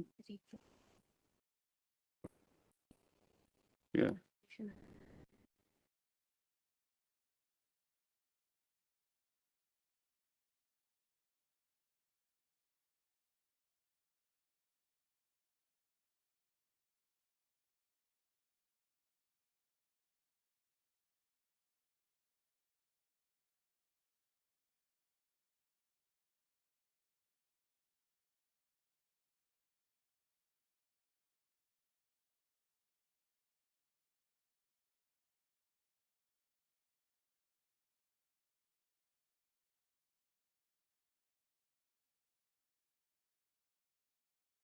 To accept your submission, we'll have to postulate that clause 3 becomes a sort of a constitutional article which falls into desuetude after 7 years. Yes, absolutely. Because How can that be? Whereas I- Clause 3 still continues to survive. whereas The limitation Kindly on see clause 3 may cease to operate. Kindly see 369.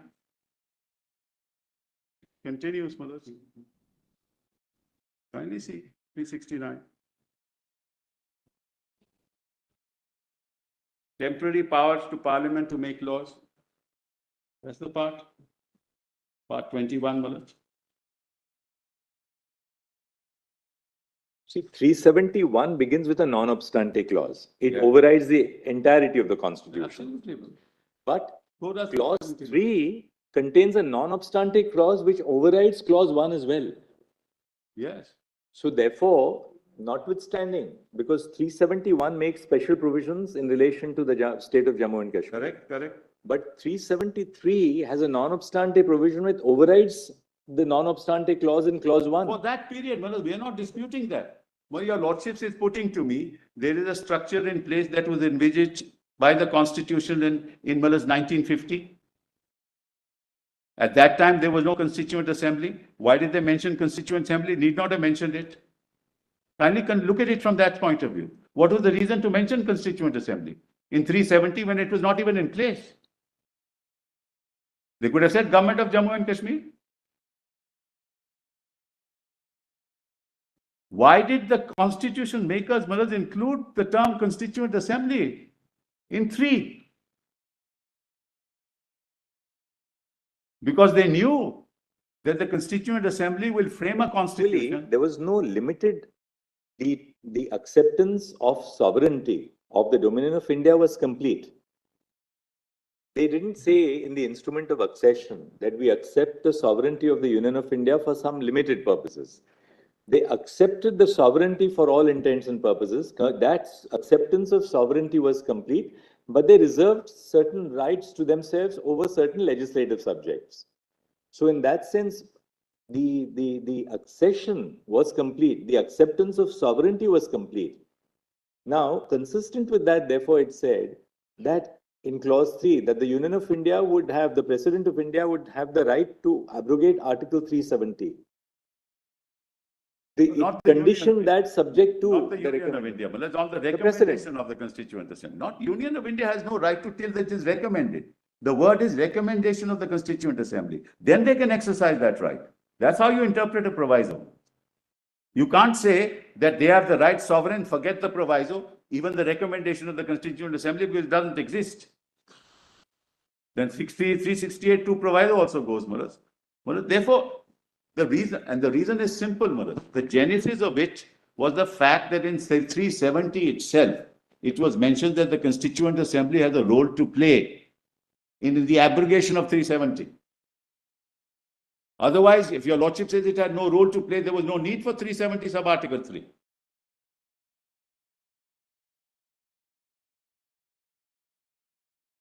And let us look at the concurrence power. Even those powers were of no relevance thereafter because the constitution of Jammu and Kashmir was in place. Therefore, there was no need for concurrence anymore. Because now you have a constitution of the Jammu and Kashmir. So that also became ocious. You have to see, Madhus, the historical perspective in the context of which Jammu and Kashmir ultimately signed the instrument of accession. Nobody disputes whether they are integrated into India, but subjected to a constitutional provision. Therefore, the submission is that once the period stipulated in the proviso to clause 3 had come to an end, Yes. the power under clause 3 itself came to an end. Because it's no longer alive. The Constituent Assembly, like in India, Madhus, can, for example, today, Madhus, there can't be a provision in the Constitution of India with reference to a Constituent Assembly, because the Constituent Assembly has worked itself out. It has formed the Constitution. Now, if it is decided that they would abrogate 370, the Constituent Assembly would have said, we abrogate 370. Which is why it was a temporary provision.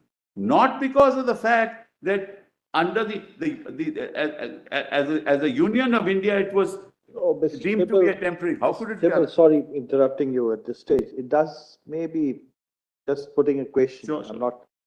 If one looks at Article 370, clause 1B, 1B, yes. the power of the Parliament to make laws for the state shall be limited to, it says, matter in the union list and the concurrent list in consultation with the, which in consultation with the government of the states are declared by the president to correspond to matters specified in the instrument of accession governing the accession of the state to the Dominion of India. Right. To such other matters in the list as with the concurrence of the state government of the state, the president may, the order may specify. Yes. Then explanation deals with what is meant by the concurrence of the state. Right. Then it says that provided that no such order, the first proviso, provided that no such order which relates to the matter specified in the instrument of accession of the state referred to in paragraph 1 of subclause B shall be issued except in consultation with the government of the state. Correct. Provided further that no such order which relates to matters other than those specified in the last preceding proviso shall be issued except with the concurrence of the government. That's right. So the second proviso talks about concurrence of the government. Yes. Now, if one looks at clause 2, Yes. it deals with a situation where the assembly or the government of the state is not there.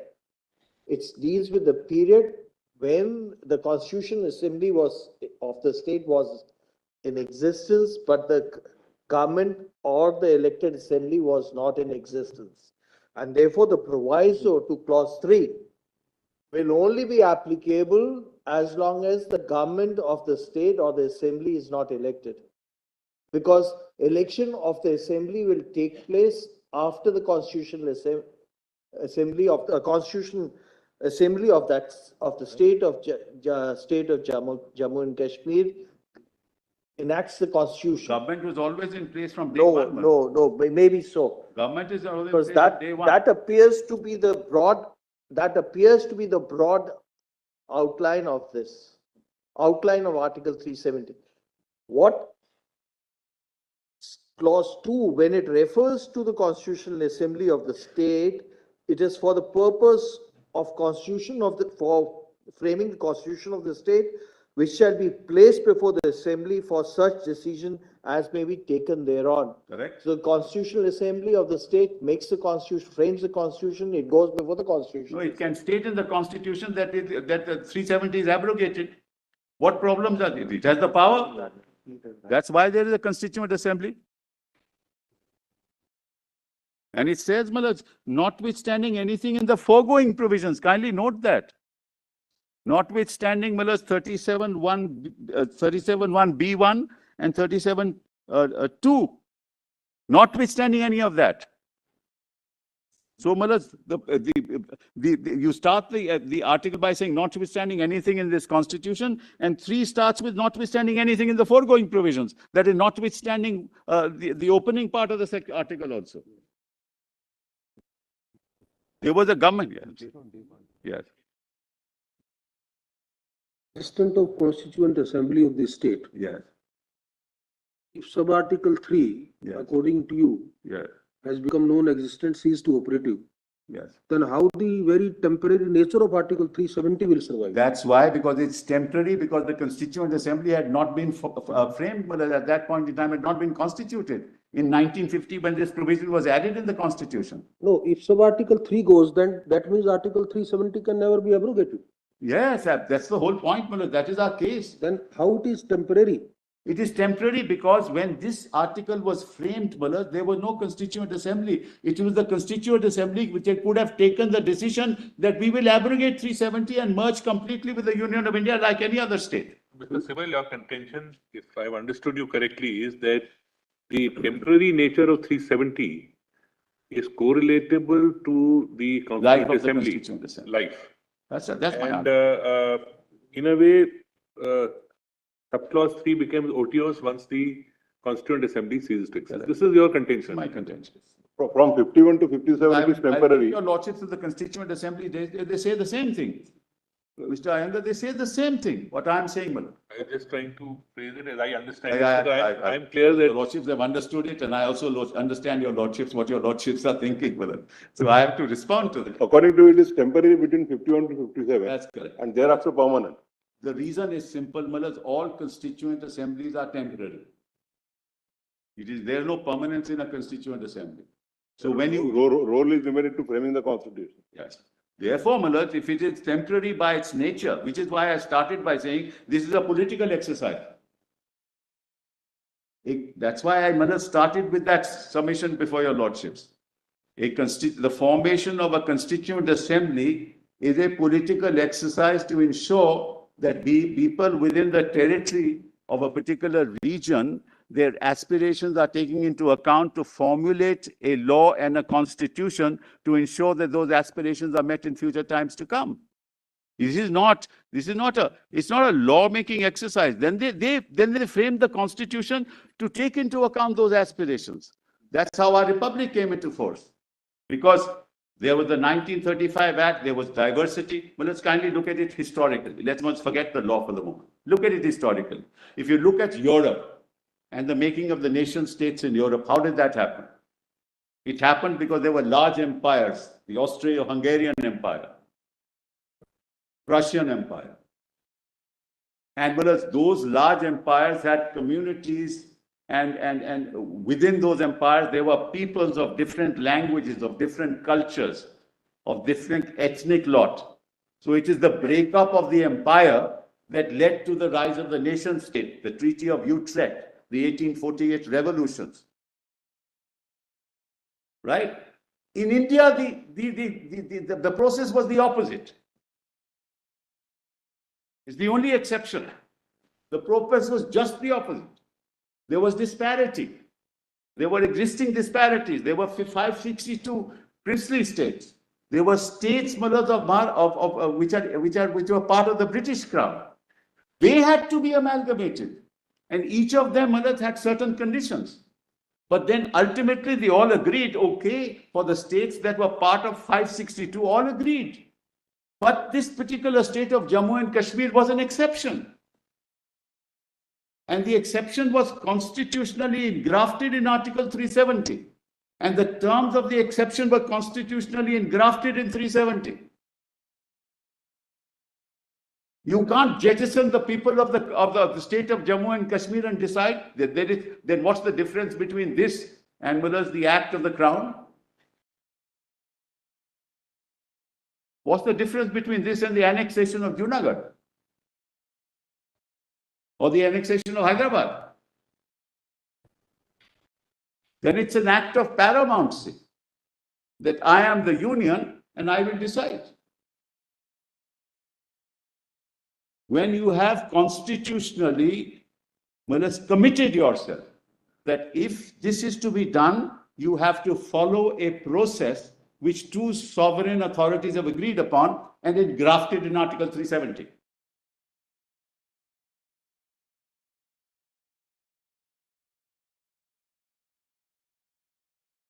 Otherwise, then it's exercise of paramount power.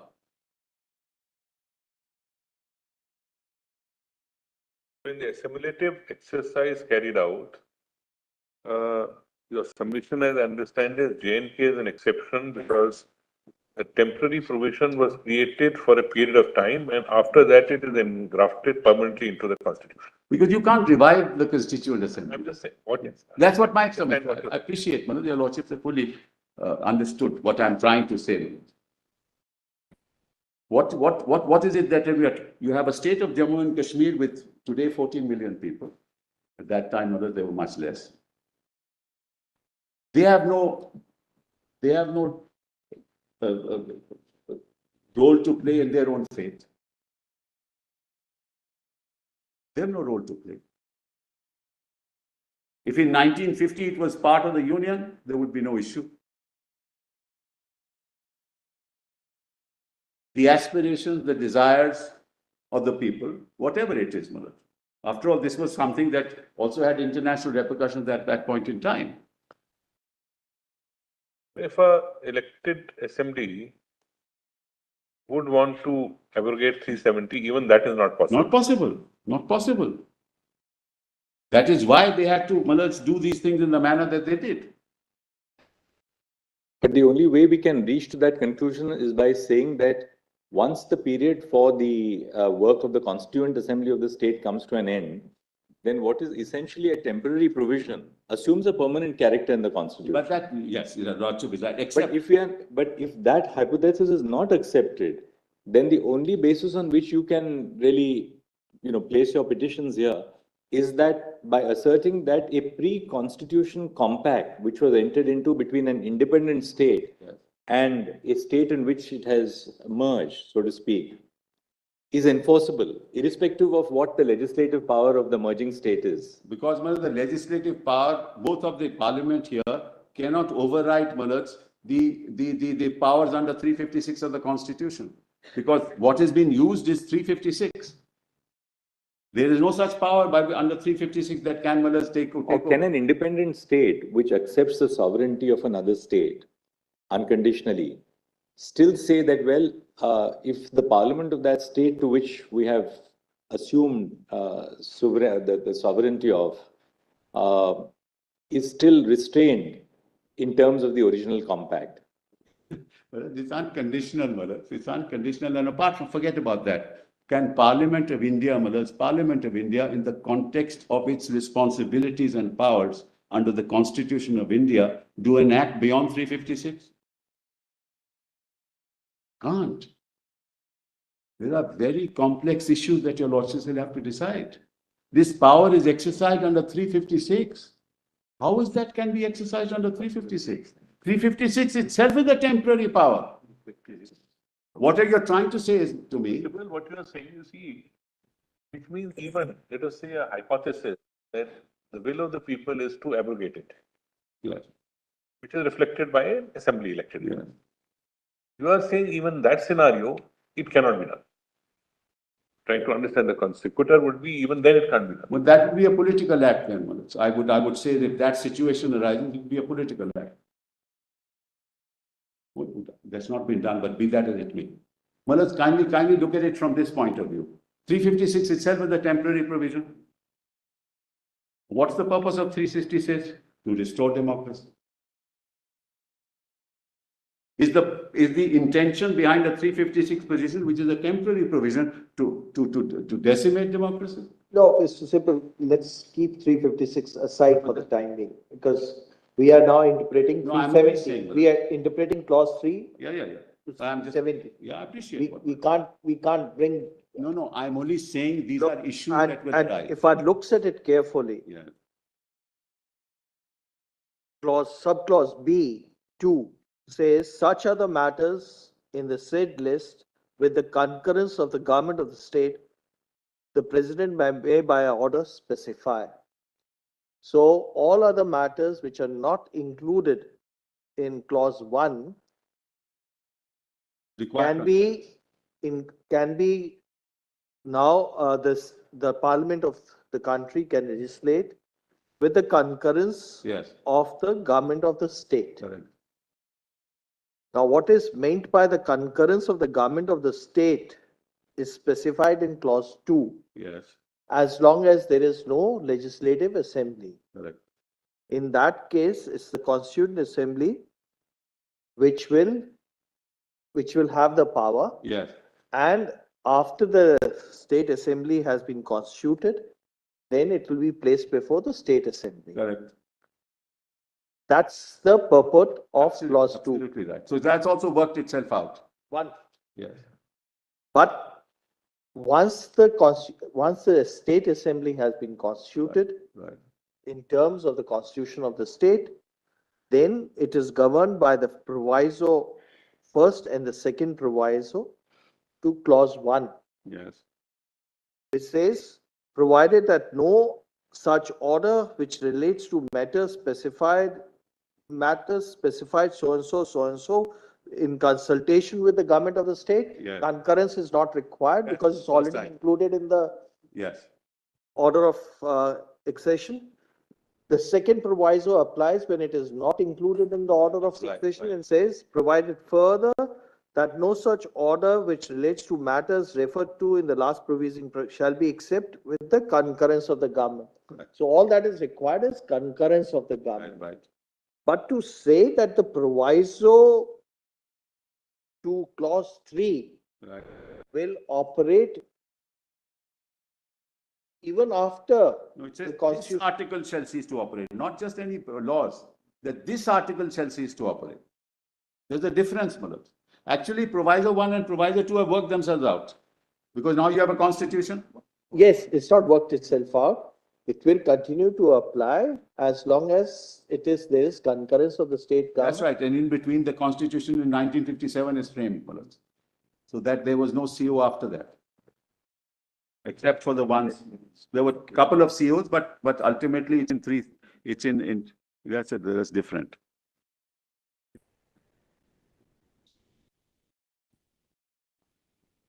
No.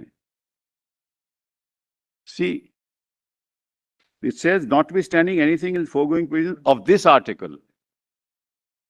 This article. Well, we are interpreting 370. Let's look at it. Let's look at clause B, C, and D for a moment. Yeah.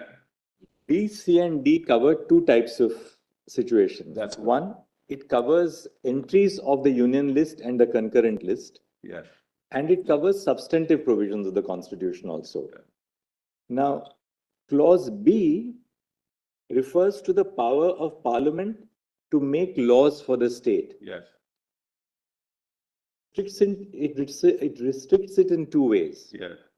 First, those matters which are governed by the instrument of accession, those entries in the union list and in the concurrent list, which are referable to the instrument of accession insofar as it reserves powers to Parliament. Right.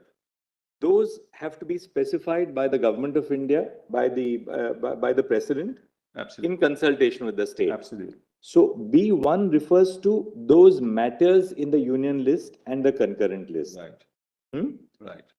B2 refers to such other matters in the said lists in which concurrence of the government of the state is concerned. Right? So the entirety of B is confined to matters in the union list and the concurrent list. Correct. Now we come to clause C. Yes. Clause C refers to a substantive article of the Constitution, Right. Article 1. Yes. Right? Now we come to clause D. And 370, not just Article 1. Right. And of this article, you are right. And this And now clause D. Clause D refers to such of the other provisions of this Constitution. Right. They shall apply in relation to that state subject to such exceptions and modifications as the President may by order specify. Correct. So clause D now is beyond the ambit of clause A. Clause A refers only to the entries of the union list and the concurrent list, right? Clause D refers to the other provisions of the Constitution, apart from the union Not and the including concurrent list. 1 and 370. This is the problem. Right. Now look at the proviso to clause D. Yes.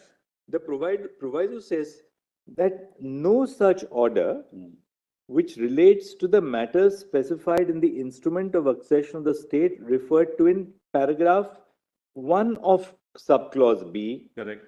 shall be issued except in consultation with the government of the state. That's right. In other words, the first proviso Yes. refers to the entries of the union list and the concurrent list, Yes. right? Right. The second proviso provided further that no such order. Yeah. Now, which is such order? It refers to the order which is referred to in the first proviso. That's Therefore, the the use B1. of the word such order, which relates to matters other than those referred to in the last preceding proviso shall be issued except with the concurrence of that government. Correct. In other words, the whole area of concurrence, consultation and consent is confined to the entries of the union list and the concurrent list. Because that's very clear from the whole scheme. B1, matters in the union list and the concurrent list. B2, such other matters in the union and the concurrent list. Yes. Then go to clause D, Yes. Clause D refers to the provisions of the Constitution, Provisions of this constitution. of this Constitution. Yes, Right? yes. Now, Subject to, it will be. the applied- presidential power, to, the power of Parliament or such of the provisions of this Constitution shall apply in relation to the state subject to such exceptions and modifications as the President may by order specify. Yeah. In other words, the President is given an untrammeled power to specify which are the provisions of the Constitution which shall apply to the state of Jammu and Kashmir. That is conditioned by the first proviso and the second proviso. Right. But the first proviso and the second proviso don't relate to the substantive provisions of the Constitution at all.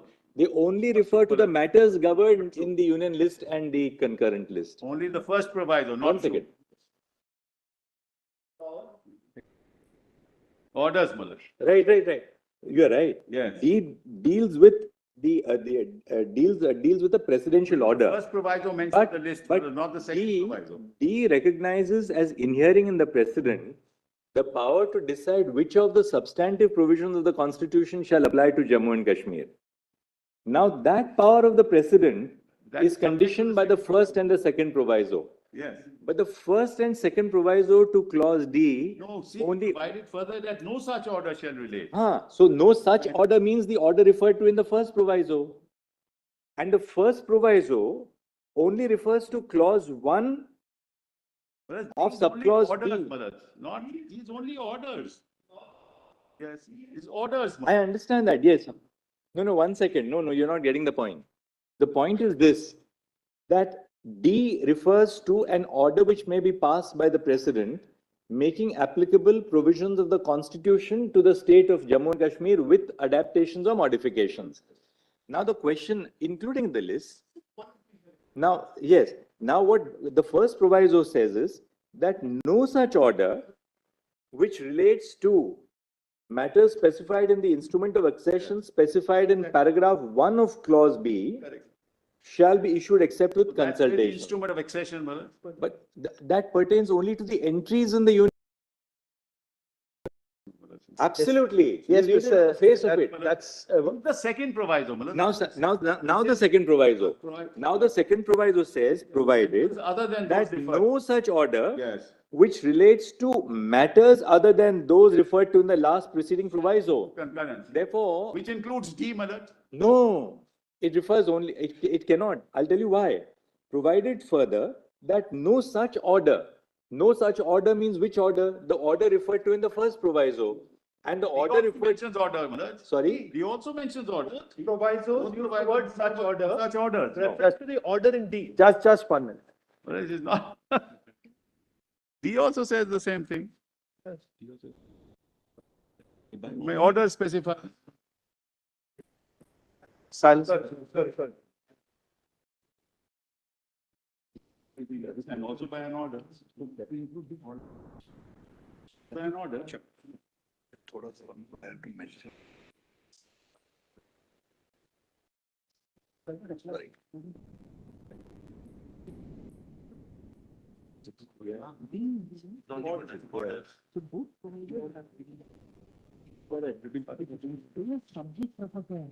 That's right. There is different methodology, but Parliament takes Yeah. take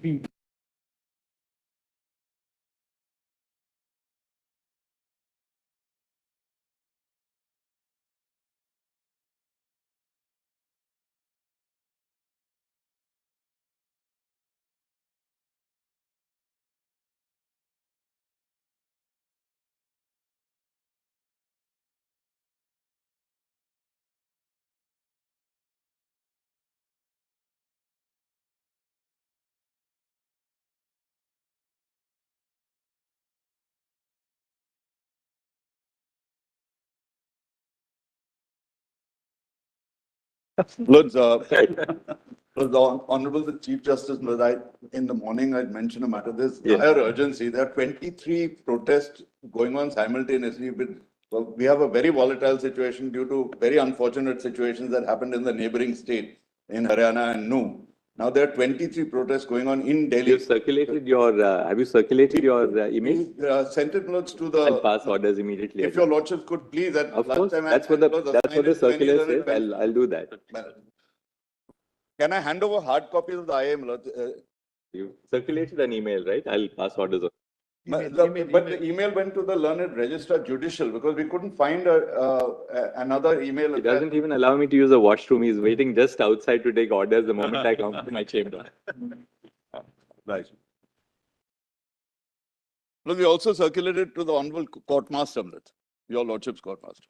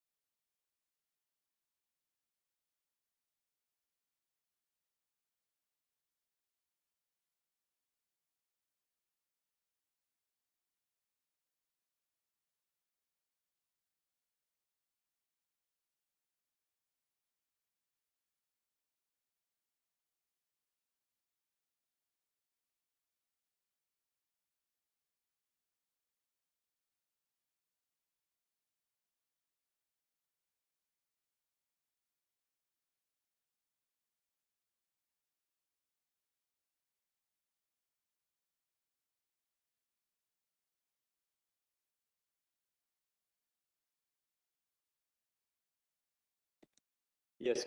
May I just very simply state what I think is the architecture of 370? Yes. Let's go back to it, Mullah. Notwithstanding anything in this constitution, the provisions of Article 238 shall not apply in relation to Jammu and Kashmir. That's done away with now, Mullah, because those are Part A, Part B, Part C, Part D states. Therefore, Mullah, that's over. We're not part of any of those states. The power of Parliament. Now, here, Mullah, it relates to the power of Parliament to make laws. Just kindly note that. That's the ordinary lawmaking power. Yes, the ordinary lawmaking power for the state shall be limited. Now, that's important.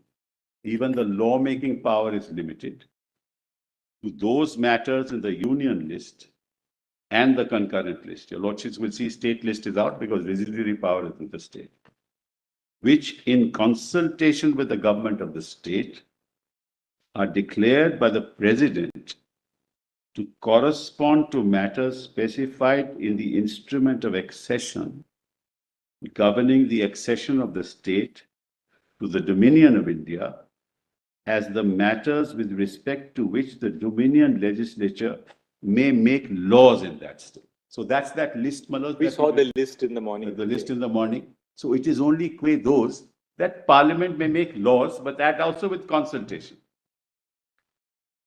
And consultation is mentioned here itself. Doesn't have to be repeated in the proviso, it's mentioned here itself. Correct? That also has to be consultation.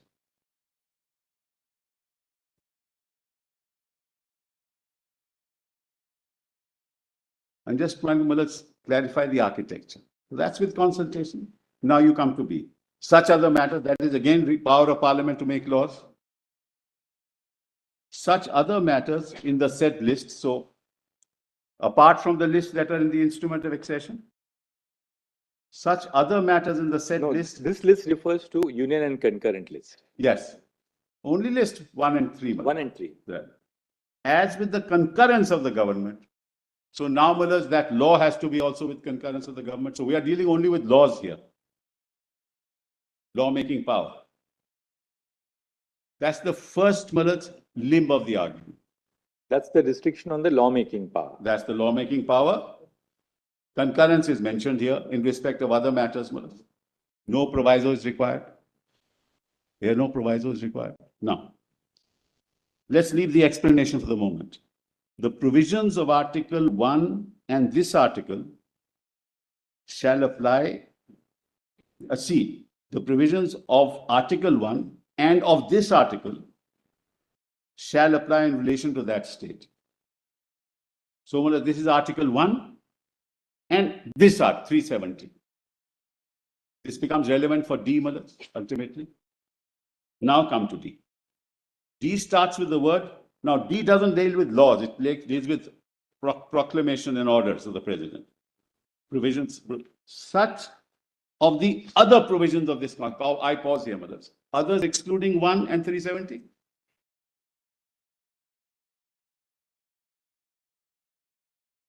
One second, hold on, let my lords read it. So D is, C says the provisions of Article 1 and of this article shall apply in relation to that state. And D says such of the other provisions, that is excluding 1 and 370, shall apply in relation to that state, subject to such exceptions and modifications as the president may by order specify. Just 1 minute. C cannot be read in isolation without reading sub clause 1. Notwithstanding anything contained in this constitution, Correct. the provisions of Article 1 and this article shall apply in relation to that state. Correct. So that means only that Article 1 and this article will apply only in relation to that. That's all I'm saying, nothing more. Then read D. Now D, if one reads D. Such of the other provisions. Correct. Which means 1 and 370. As well as other than the matters in the concurrent and the union list. Correct. That also. That also, I agree. And 238 also. Just 1 minute. Reading of D is.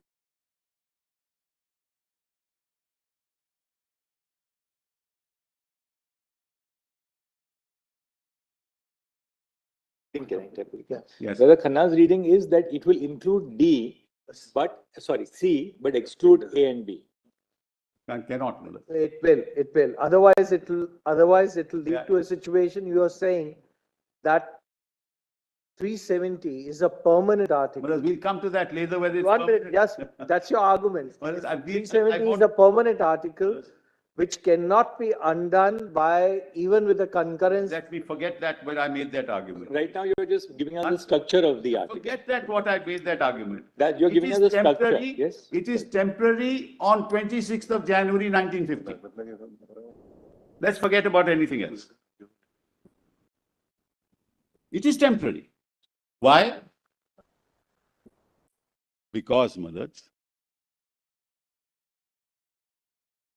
the Constituent Assembly may still choose to. So it's temporary. There's nothing wrong with that heading.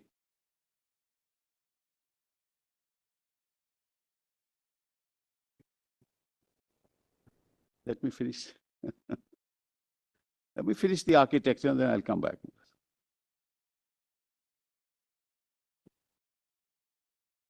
So, Malad, I was reading such of the other provisions of the Constitution. So that is other than 1 and 370 shall and 238 shall apply in relation to that state, subject to such exceptions and modifications as the President may by order specify. Now you come to orders, not to laws. Provided that no such order. What order? Order under D. Colon. Read the colon, Malad. Specify colon. Right? Provided that no such order which relates to the matter specified in the instrument of accession, again, Malad, of the state referred to in paragraph 1 of subclause B shall be issued except in consultation with the government of that state. Again, a colon. Provided further that no such order which relates to matters other than those referred to in the last preceding proviso shall be issued except with the concurrence. You go to B1 and B2. So that was the law, the same template, now the orders for the rest of the provisions. Then read 2, Malad.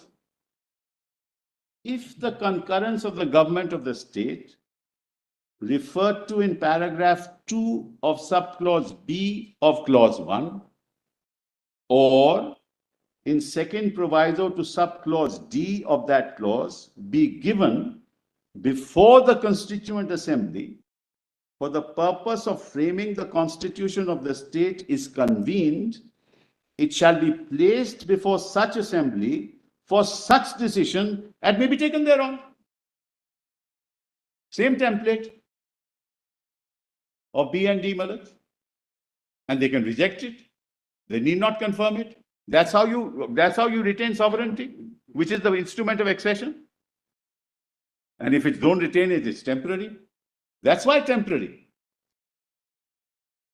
Well, I'm just trying to explain. With the structure of 370. Yeah. You complete clause 3, Yeah. then I have one question. Sure, But no, but we'll first, you can complete, otherwise I'll be breaking your link. It's on Oh. some unrelated area, therefore. Notwithstanding anything in the foregoing provision. So, Malad, it's notwithstanding in the beginning of the article. Please note that. Notwithstanding anything in the foregoing provisions of this article, so notwithstanding in 370, the President may by public notification declare that the article shall cease to be operative or shall be operative only with such exceptions and modifications and from such date as he may specify, provided that the recommendation of the Constituent Assembly shall be necessary before the President issues such a notification. So if the Constituent Assembly recommended, namely, that we want to abrogate 370, then on that recommendation, the President will issue a notification. And this article is contained in subclause 3. Doesn't have to be in D.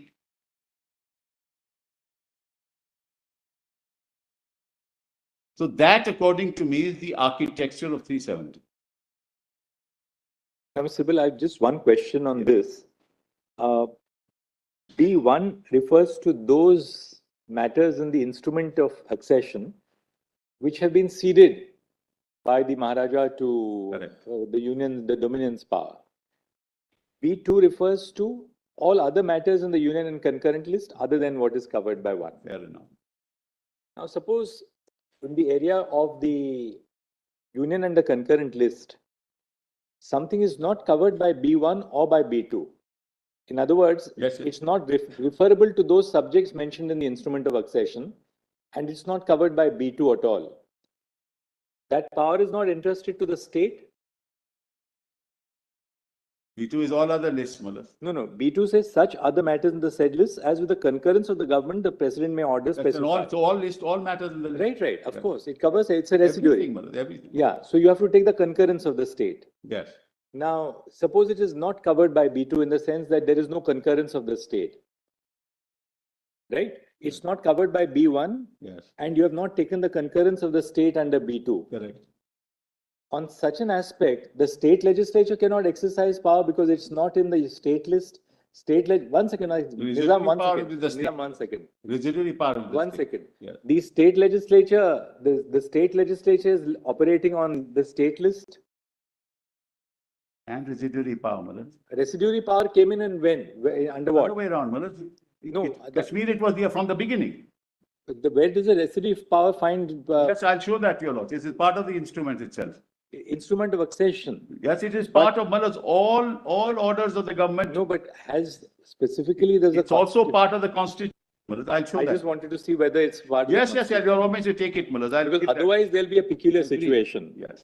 Where neither parliament can exercise power, I will nor can the state legislature I exercise take power. your lordship's point. I will demonstrate to your lordships that the residuary power was with the state legislature throughout and with the state government throughout. That was the condition on which, Mullah, the accession took place. And I will demonstrate that to your lordship. That's Mr. Simple, that's slightly the least of different. my problems. Mr. Simple, slightly different. Okay. Yes. Yes. Which is very different from what is subject matter of 1 and 2. Yes, right. Because they do not deal with abrogation of the Absolutely, article. absolutely. Right. Yes, absolutely. Your lordship is right. And therefore, when we read at that power, which is specifically conferred on the president, Yes. then proviso, leave aside for the time being the proviso. Do you agree with that interpretation? No, I Or don't. for the time being, just leave the proviso. Well, I can't read the constitution in this fashion. I can't even read an act in that fashion. Let's forget the constitution. How do I leave the proviso when the constitution is staring us in the face? No. The question Your was, lordship is putting to me. therefore, clause 3 deals with abrogation of the article itself, which is not the subject matter of 1 and 2. No, it's subject matter of C. Article 1 shall apply to the state. No, correct. But it deals with complete abrogation of the article itself. I agree. And in that context, you may argue that your argument at the first fold was, it will be only if the conditions of the proviso is satisfied, that clause 3 will apply. Otherwise, if the conditions of the That's how proviso your are not lordships have satisfied, interpreted- clause 3 will not That's how apply. your lordships have interpreted proviso since 1950, Mullah. That's all that I can say. I can't say more than that. A proviso may in some cases be an exception. A proviso may in some cases be an elaboration. There's a or- difference, Mullah. Yes. It depends upon the nature of the. Provisos are sometimes change That's colors. proviso, Mullah. Proviso that the recommendation. Rule for a proviso in that sense. Provided that the recommendation of the legislative, of the Constituent Assembly shall be necessary. It's a restriction on the exercise of power.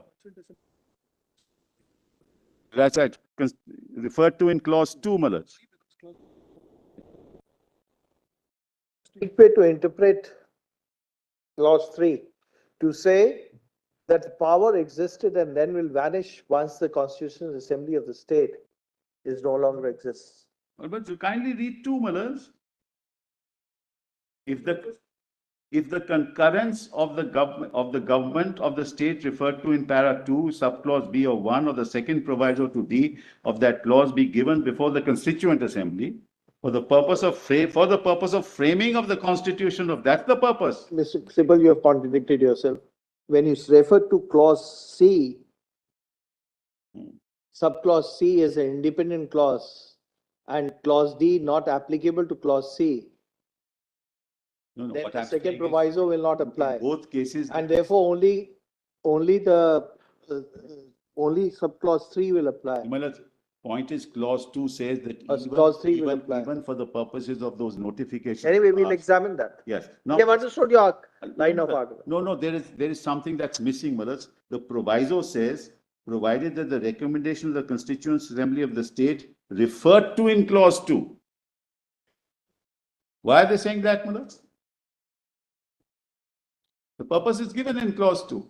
Provided that the recommendation of the Constituent Assembly of the state referred to in clause 2 shall be necessary for the president before the president issues such a notification. It is necessary in actual and before he issues it.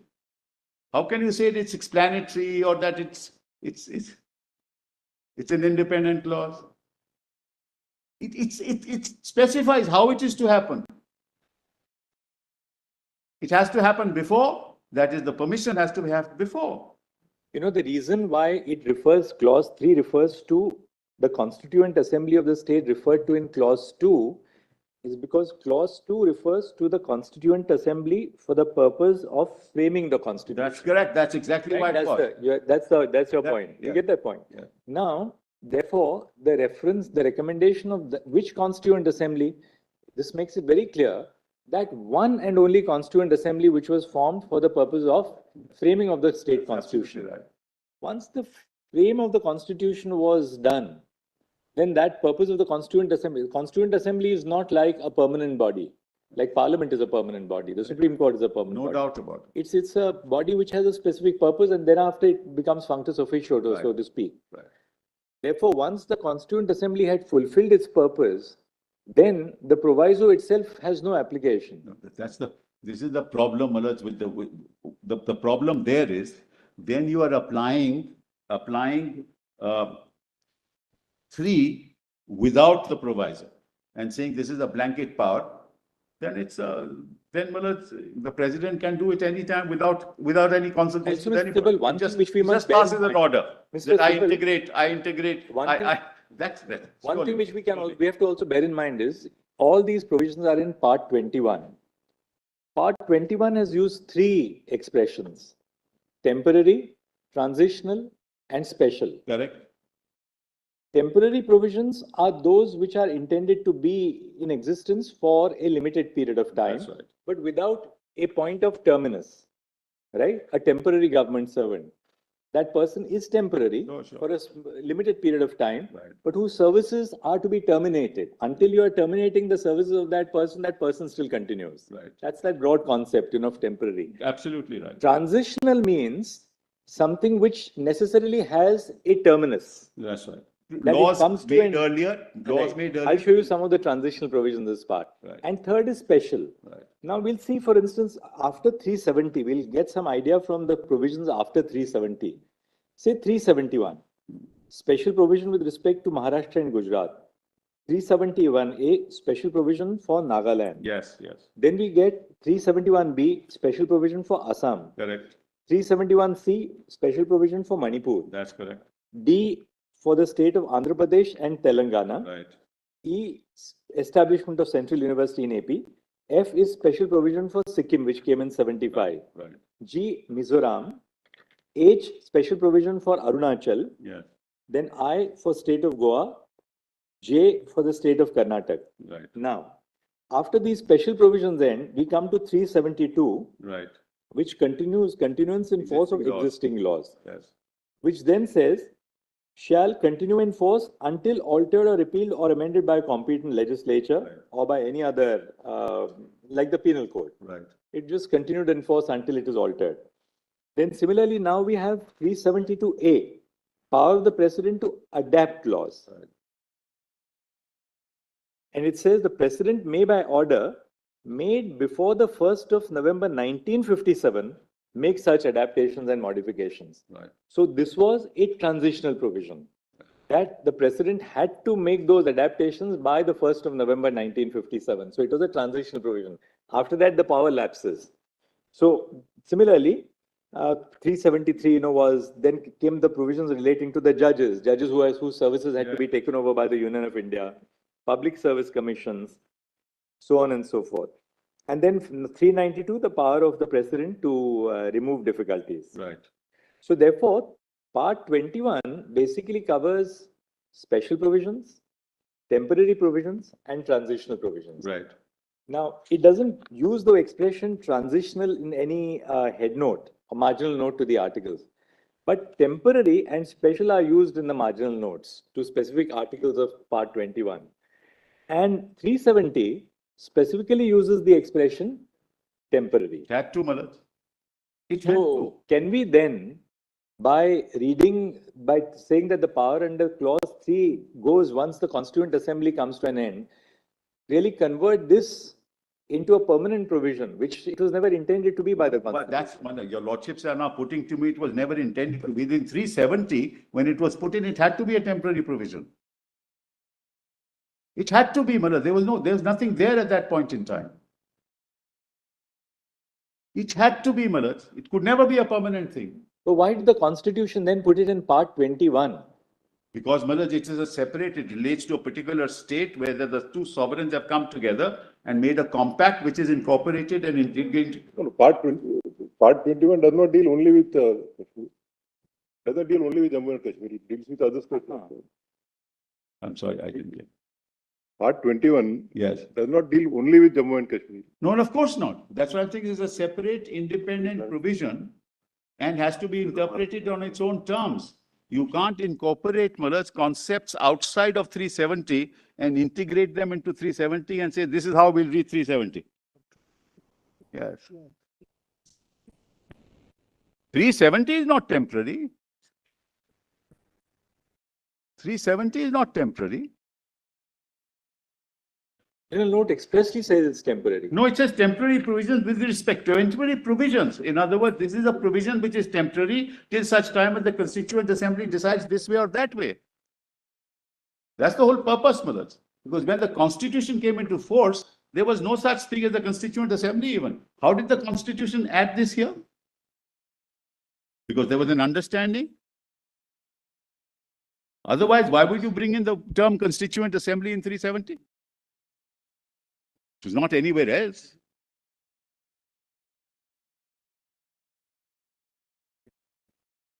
Temporary, supposing, Malad, not that I should say so, because one never knows. Supposing the Constituent Assembly decided not to be with India, then what happens?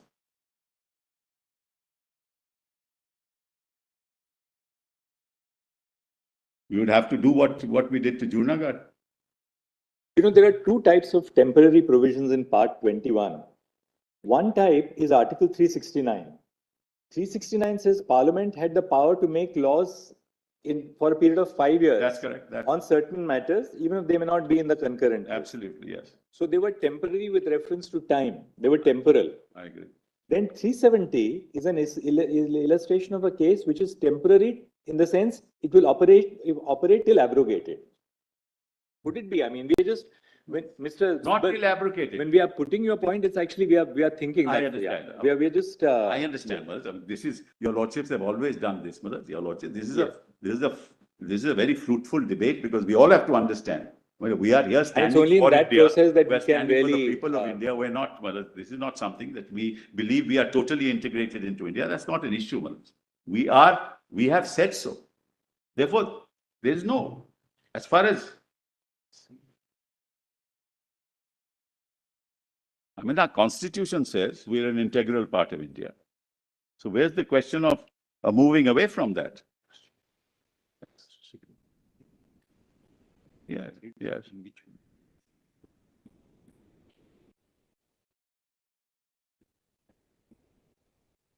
Yes. Yeah. Yeah.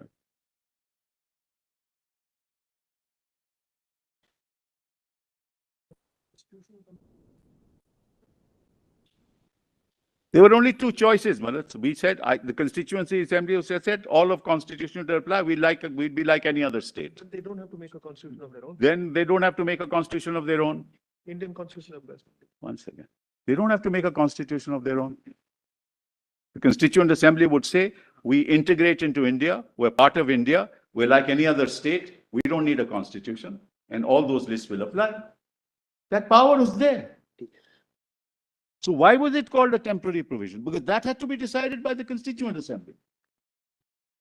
And then you interpret the terms to find out how that power is to be exercised. Because it was unlike any other state. The residuary power was always with the state. In the Delhi Agreement in 1952, I haven't reached that. 370 came in with the original constitution. Yes. Is there anything in the Constituent Assembly debates which throws Yes. lights on why they introduced it? I'll do that straight away. Yes, I'll give your lordships that. Exactly what I'm saying is what they said. Let us see the CAD.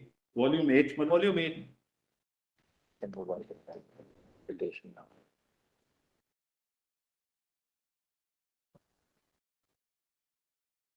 This volume 8, huh?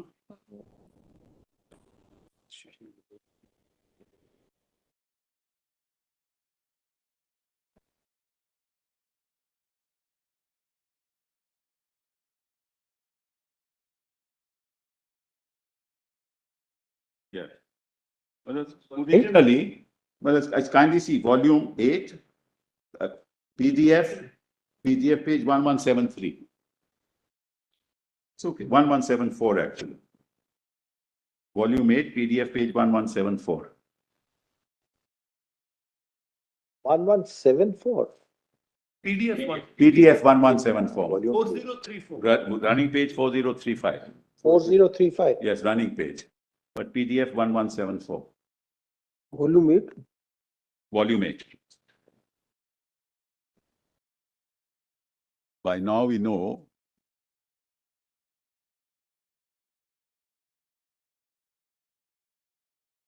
your lordships elicit answers in order to find out what we wish to say. Not that your lordships have ever decided on one way or the other. We always do that, and I've seen Till the this last happening word is before. said in a matter, Yes, Mr. exactly. Sibal, everything is open. When the printed word comes, that's the last word. Yes, I always felt, Mr. Sibal, as the judge is very quiet, there is a problem. That's a real problem. It's a real problem, which we face Actually, Mr. occasionally. Sibal, there are times when you start dictating a judgment, you start dictating it with a certain... And then you change your mind. And you start dictating with a certain conclusion in mind, I see. because that's what you have formed. When you start dictating it, Yes. then you realize that your line of reasoning is wrong, because, when you dictate, the logical syntax has to fall in place when, you are engaged with yourself. Then you realize, no, it's not going to fit in like this. Quite frankly, Millard, and I'll be honest, when I looked at it myself, I asked this question that your lordships is asking me. I said, must ask that question.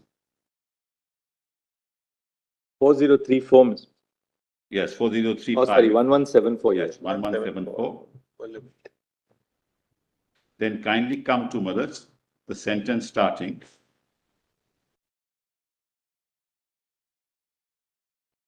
Sir, this matter, your lordship has that? They set out, Millard. Gopal Swami Iyengar? Yes, I am. Gopal Swami Iyengar. Yes. Then it says, sir, this matter, the matter of this particular motion relates to Jammu and Kashmir. The House is fully aware of the fact that the state has acceded to the dominion of India. The history of this accession is also well known. The accession took place on 26th October 1947. Since then, the state had a checkered history. Conditions are yet not normal. The meaning of this accession is that at present the state is a unit of a federal state, namely the Dominion of India. This Dominion is getting transformed into a republic, which will be inaugurated on 26 January 1950. The Jammu and Kashmir state, therefore, has to become a unit of the new Republic of India. As the House is aware, accession to the Dominion always took place by means of an instrument which had to be signed by the ruler of the state and which had to be accepted by the Governor General of India. That has taken place in this case. As the House is also aware, instruments of accession are a thing of the past in the new constitution, will be a thing of the past in the new constitution. The states have been integrated with the Federal Republic in such manner that they do not have to exceed or execute a document of accession for the purpose of becoming units of the Republic, but they are mentioned in the constitution itself. And in the case of practically all states other than the state of Jammu and Kashmir, their constitutions also have been embodied in the constitution for the whole of India. And all those other states have agreed to integrate themselves in that way and accept the constitution provided. The discrimination is due to the special, why this discrimination? That's the question asked. The discrimination is due to the special conditions of Kashmir. That particular state is not yet ripe for this kind of integration. It is the hope of everybody here that in due course, even Jammu and Kashmir will become ripe for the same sort of integration as has taken place in the case of other states. At present, it is not possible to achieve that integration. There are various reasons why this is not possible. Now, I shall refer again to this a little later. In the case of other Indian states or unions of states, there are 2 or 3 points which have got to be remembered. They've all accepted the constitution framed for states in part 1 of the new constitution.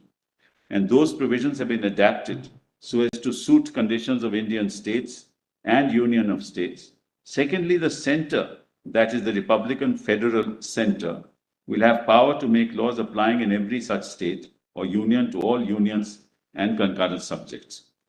Thirdly, a uniformity of relationship has been established between those states and unions and the center.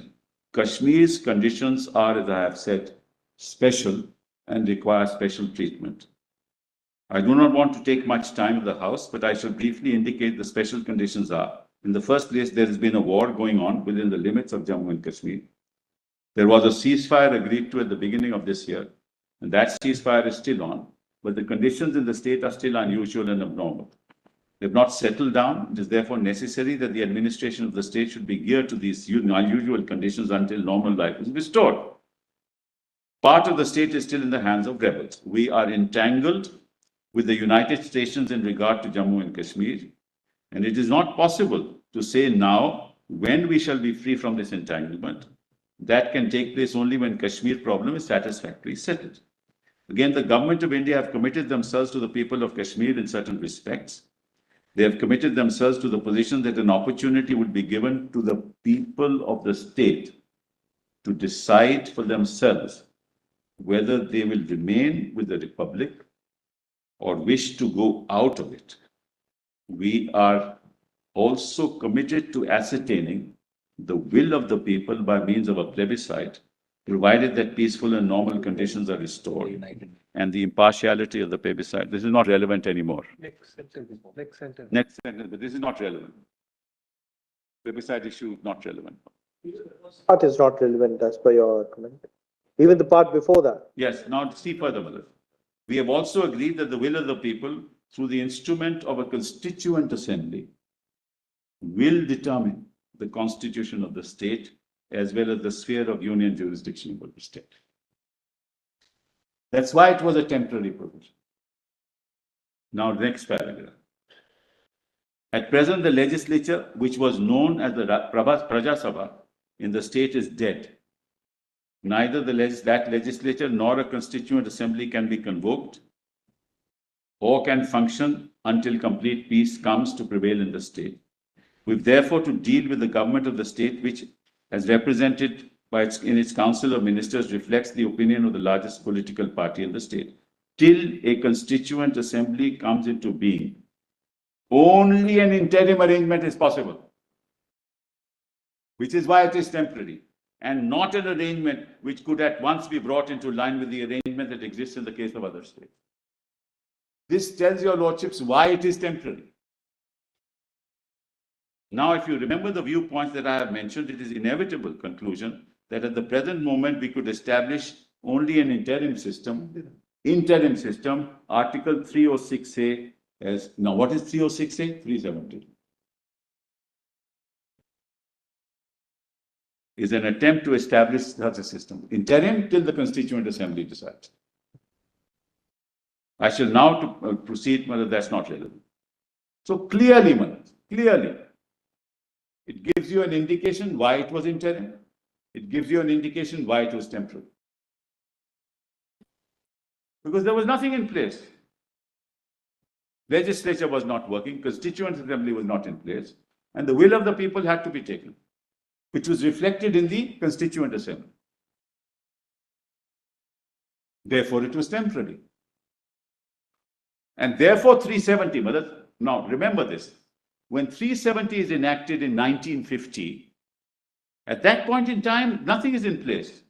And yet in 373, they say, you will have to get the recommendation of the Constituent Assembly. That is, dehors the Constituent Assembly having been formed.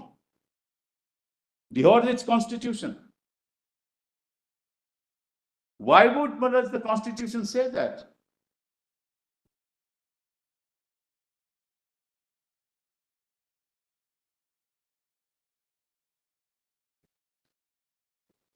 Then kindly come to 4039.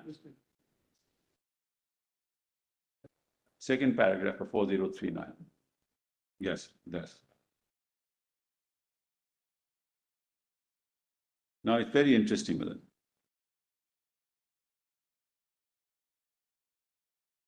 Well, let's read the paragraph, then we come to clause 2. First that, and then I'll read the other paragraph. Then we come to clause 2. My lords have that? That's PDF 1178. 4039. That's right. Justice called them.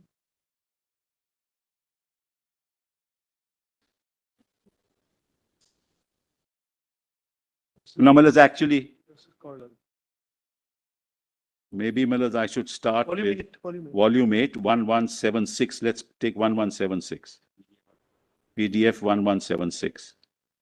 Running page 4037. Read the whole thing. Yeah, I'll read the whole thing. Because it will be the interpretation they asked you before lunch. Malas, most of your lordship's questions, Malas, hopefully are answered in this. There's the second portion of this article, 1076, Malas. He hasn't got it.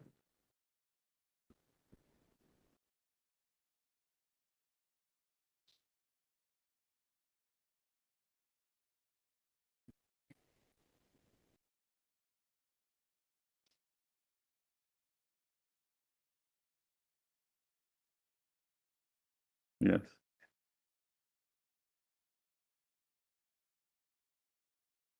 He says, Malas, I shall now proceed to, Lordship had that paragraph, I shall now proceed to take the House through the provisions of this article. That's 306A, which is 370.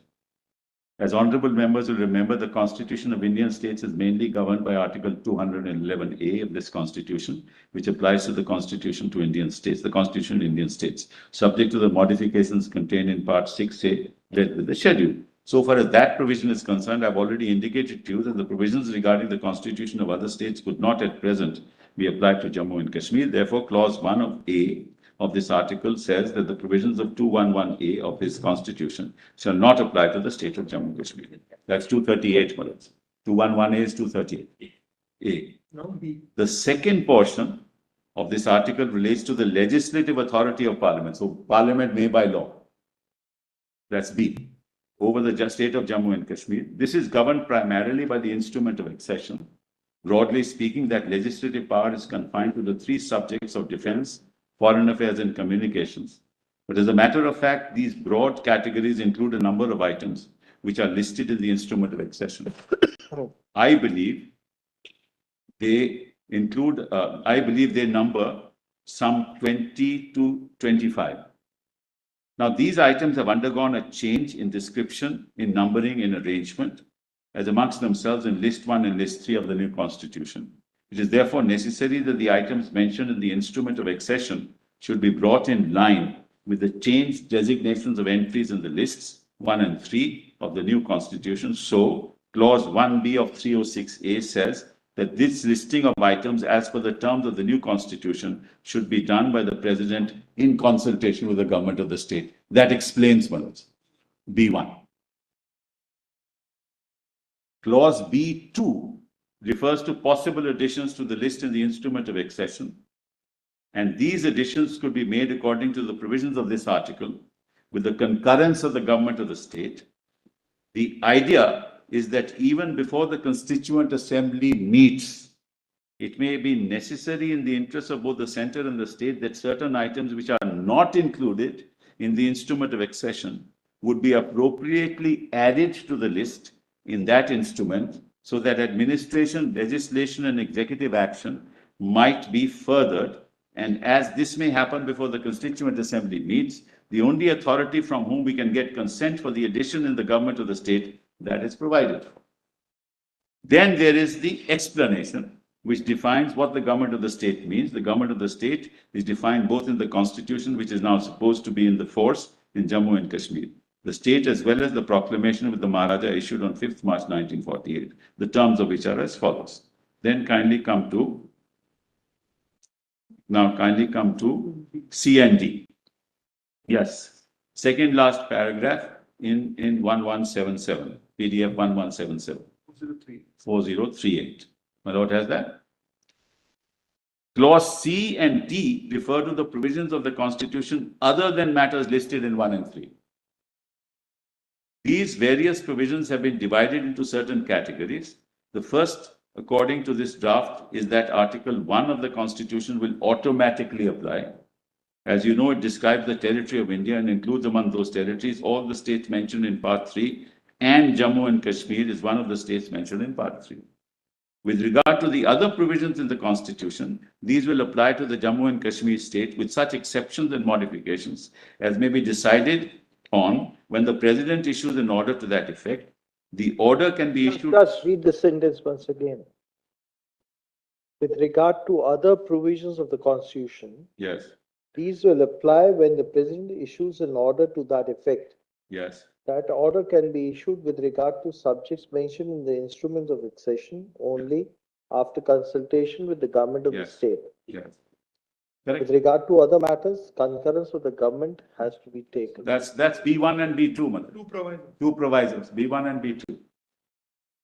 That order can be issued in regard to subjects mentioned in the instrument only after consultation. In regard to the others, it concurs. Now, it is not the case, nor is it the contention of the members of Kashmir government, whom I took opportunity of consulting before this draft was finalized. It's not their intention that the other provisions of The case, no. Sorry.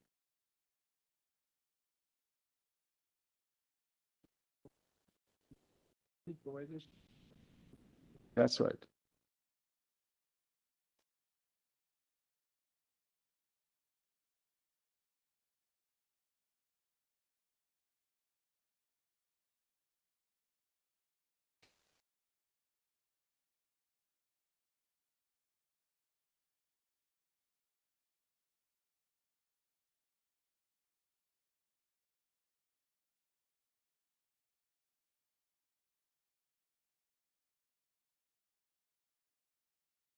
Now, it is not the case, nor is it the intention of the members of the Kashmir government, whom I took the opportunity of consulting before this draft was finalized. It's not their intention that the other provisions of the Constitution are not to apply.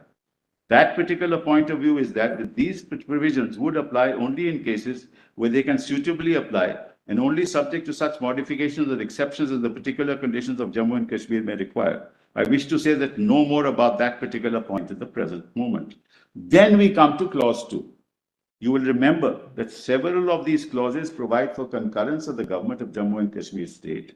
Now, these relate particularly to matters not mentioned in the instrument of accession. And it is one of our commitments to the people and government of Kashmir that no such additions should be made except with the consent of the Constituent Assembly, which may be called in the state for the purpose of framing its constitution. In other words, what we are committed to is that these additions are matters for determination by the Constituent Assembly of the state. This is commitment. Now you will recall then in some of the clauses of this article, we have provided for concurrence of the government of the state. The government of the state feel that in view of the commitments already entered between the state and the center, they cannot be regarded as final authorities for the giving of this concurrence, though they are prepared to give it in the interim periods. But if they do not give this concurrence, this clause, if they do give this concurrence, the clause provides that that concurrence should be placed before the Constituent Assembly when it meets, and the Constituent Assembly will take whatever decisions it likes to take. What can be clearer than this? The last clause refers to what may happen later on, which is why it's temporary. So the paragraph which you read is with reference to clause 2, not with reference to clause 3. Yes, I'm not saying that. I am just reading. The last clause is clause 3. I'm saying, I'm reading it holistically so you know why it is called temporary. 2 and 3 are temporary. 2 and 3 are temporary, no doubt about it, because they have to be actually agreed upon by the legislature, by the Constituent Assembly. Now C3. The last clause refers to what may happen later on. We have said Article 211A, which is 238A, will not apply to Jammu and Kashmir, but that cannot be a permanent feature of the Constitution of the state, and hope it will not be. So the provision is made that when the Constituent Assembly of the state has met and taken its decision, both on the Constitution for that state and on the range of federal jurisdiction over the state, the President may, on the recommendation of the Constituent Assembly, issue an order that this Article 306A shall either cease to be operative or shall be operative only subject to such exceptions and modifications as may be specified by him. But before he issues any order of that kind, the recommendation of the Constituent Assembly will be a condition precedent. That explains the whole of the article. Well, there can be nothing clearer than this. I mean, we in hindsight, sitting in 2023, can't interpret a provision except on its terms. We're here to interpret the Constitution. We're not here to legitimize a process which is inconsistent with the express terms of the Constitution. Next paragraph. The effect of this article is that the Jammu and Kashmir state, which is now a part of India, will continue to be a part of India, will be a unit of the future Federal Republic of India, and the Union legislature will get jurisdiction to enact laws on matters specified either in the instrument of accession or by later addition with the concurrence of the government of the state, and steps have to be taken for the purpose of convening a Constituent Assembly in due course, which will go into the matters I have already referred to. When it comes to a decision on the different matters, it will make a recommendation to the President, who will either abrogate 306A or direct that it shall apply with such modifications and exceptions that the Constituent Assembly may recommend. That, sir, is briefly a description of the effect of this article, and I hope the House will carry it. This explains several things. One, why it was a temporary provision. Two, Constituent Assembly had not been constituted then. It was envisaged in our Constitution that it will be constituted. And the ultimate authority of abrogating 370 will be left to the Constituent Assembly. And a precondition of that would be a recommendation of the Constituent Assembly for the President to pass along. Absent that, it can't be done. That was the understanding of the lawmakers, of the Constitution makers of India, of the Constituent Assembly. That is why it was put in.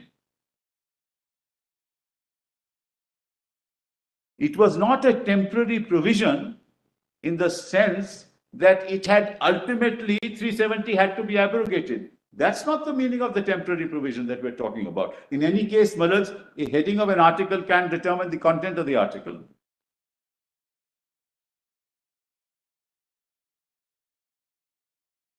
Content of the article is clear. So, Malaz, the government of the day was staring at the provisions of Article 370. And according to me, through a political act, not a constitutional procedure, declared that 370 is gone. That's why I said it was tossed out of the window through a political act, not through a constitutional act.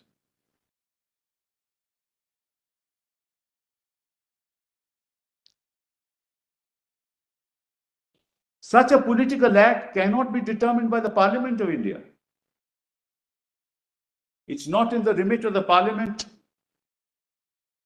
of India to take a political decision to abrogate 370. And I will demonstrate as we move along, well, how it was done and in what manner it was done.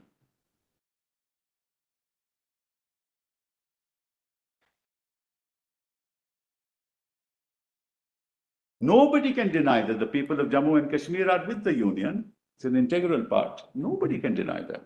But there is a special relationship. There is a unique relationship which is engrafted in 370 itself. You can't jettison that except by following a process which is ordained by law. Some of your lordships asked me on the constitution, I wanted to just mention this. This is the debate. Amarnath?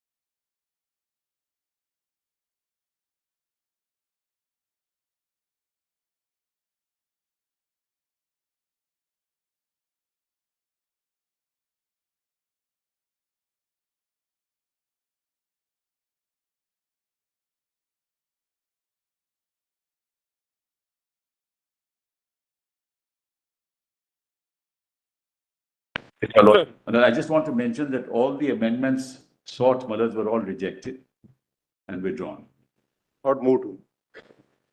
not moved. Mr. Mahavir, he did not move those amendments. Yes, sir. So, Malas, may I go back to the list of dates now that I've, Malas, put my position on Article 370 straight away? Well, Lordship, let's go back to the list of dates, Malas, and finish. Malas, kindly come to my written submissions, volume 2, And the PDF page is 41. Same page that I left. You are on the list of dates and the serial where you left. Yes, ma'am, that's right. Because I thought unless we have a clear picture of 370, well, it'll be difficult to. Item 33 at page PDF 41. My lords have that? Justice. So we can't. Yes. Under 370 sub-article 1 of the Constitution and following consultation with the government of Jammu and Kashmir, the President issued the Constitution application of Jammu Kashmir Amendment Order 39, modifying Articles 54, 55 of the Constitution, as long as they applied to state of Jammu and Kashmir. Now, as your lordship will notice, each of these orders were issued under B1. D1, all of these orders. B1. D1. D1. All of these orders. Then in 1952, on the 10th of June, whereas on June 10, 52, the Basic Principles of Committee of Jammu and Kashmir Constituent Assembly submitted its interim report to the Jammu and Kashmir Constituent Assembly and recommended that the form of the future constitution of Jammu and Kashmir shall be wholly democratic. The institution of hereditary rulership shall be terminated. The office of the head of state shall be elective. Then the next is very important. In 1952, the Delhi Agreement of 1952 was entered into between the Government of India and the Government of Jammu and Kashmir. Under this agreement, the Government of India agreed that while residuary powers of the legislature vested in Parliament in respect of other states, in the case of Jammu and Kashmir, such powers vested in the state itself. This is what my lord asked me the question. Now, let us kindly read this document. It's very important. Volume 1 of the compilation of documents, pages 13, PDF 13. 1 second. Yes. 1 second.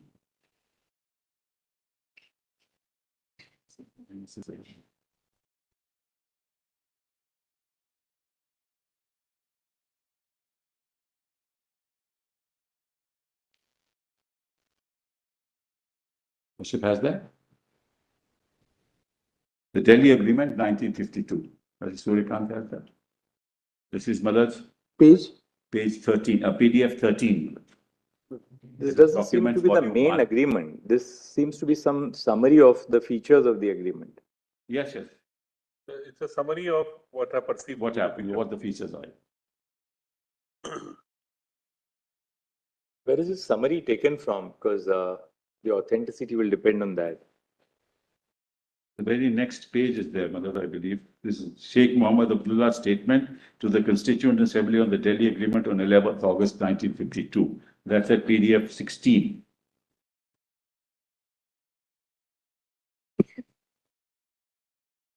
That's the actual extract. Yes, I can read that, Madhur.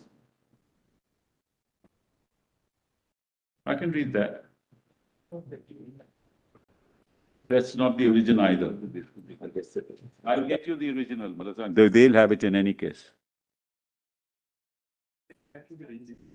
What? Yes. That's the extract from the original. Are you sure? This is its number. What is that page? 13 is an extract of the original. Summary It's a of summary, actually. Main features of this agreement. Page 16 is the extract.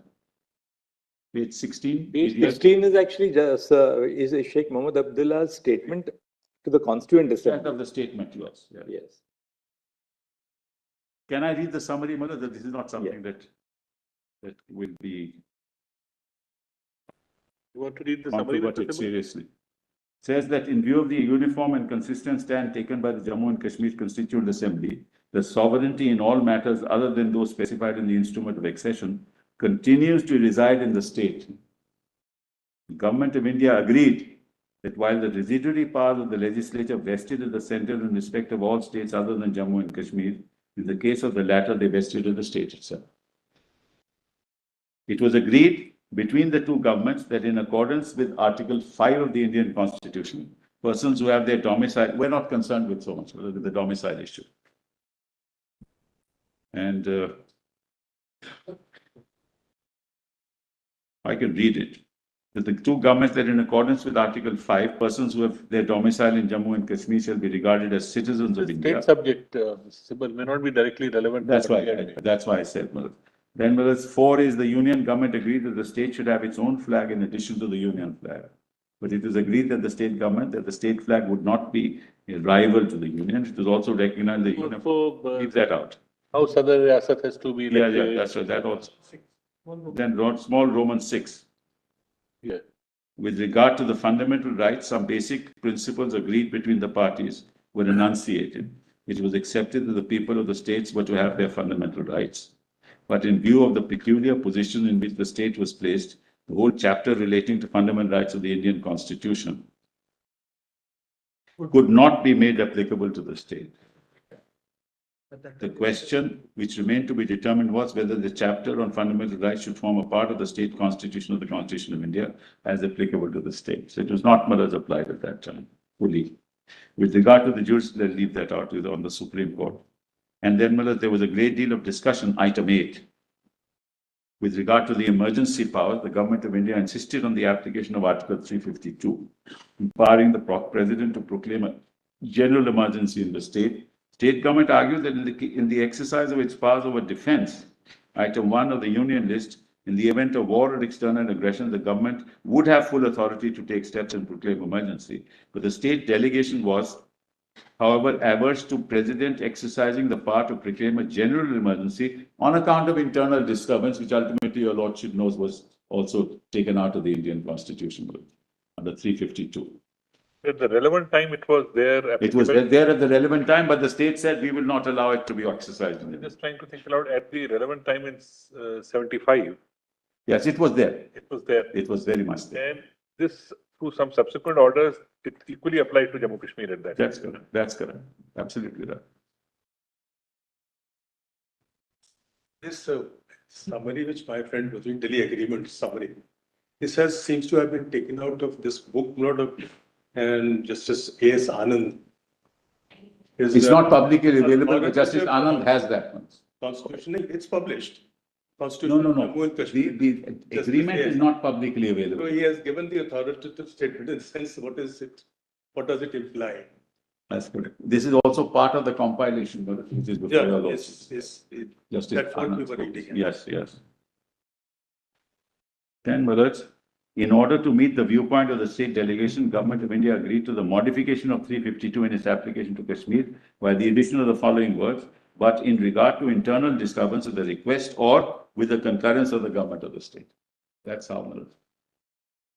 But the parties agreed that the application of 356, dealing with suspension of the state constitution, and 360, dealing with financial emergency, was not necessary. Right.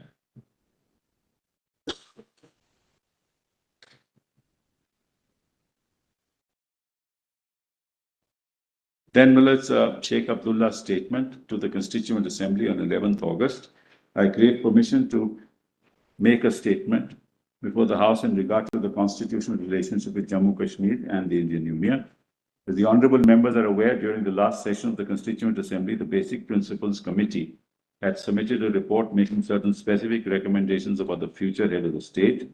House, while accepting these recommendations, had charged the drafting committee to present for the consideration of the Assembly a draft resolution incorporating the proposed principles for the election of the head of state. Drafting committee will no doubt submit its report to the House. Since the changes proposed in the Assembly involve corresponding adjustments in the Indian Constitution, Government of India desired that it should have time to discuss with our representatives other matters pertaining to the constitutional relationship of our state with the Union. During the last stage of these discussions, it became necessary for me and some of my other colleagues in the government to participate in the talks. I'm now in a position to inform the House that certain broad principles have been laid down and certain decisions have been tentatively arrived at between the two governments.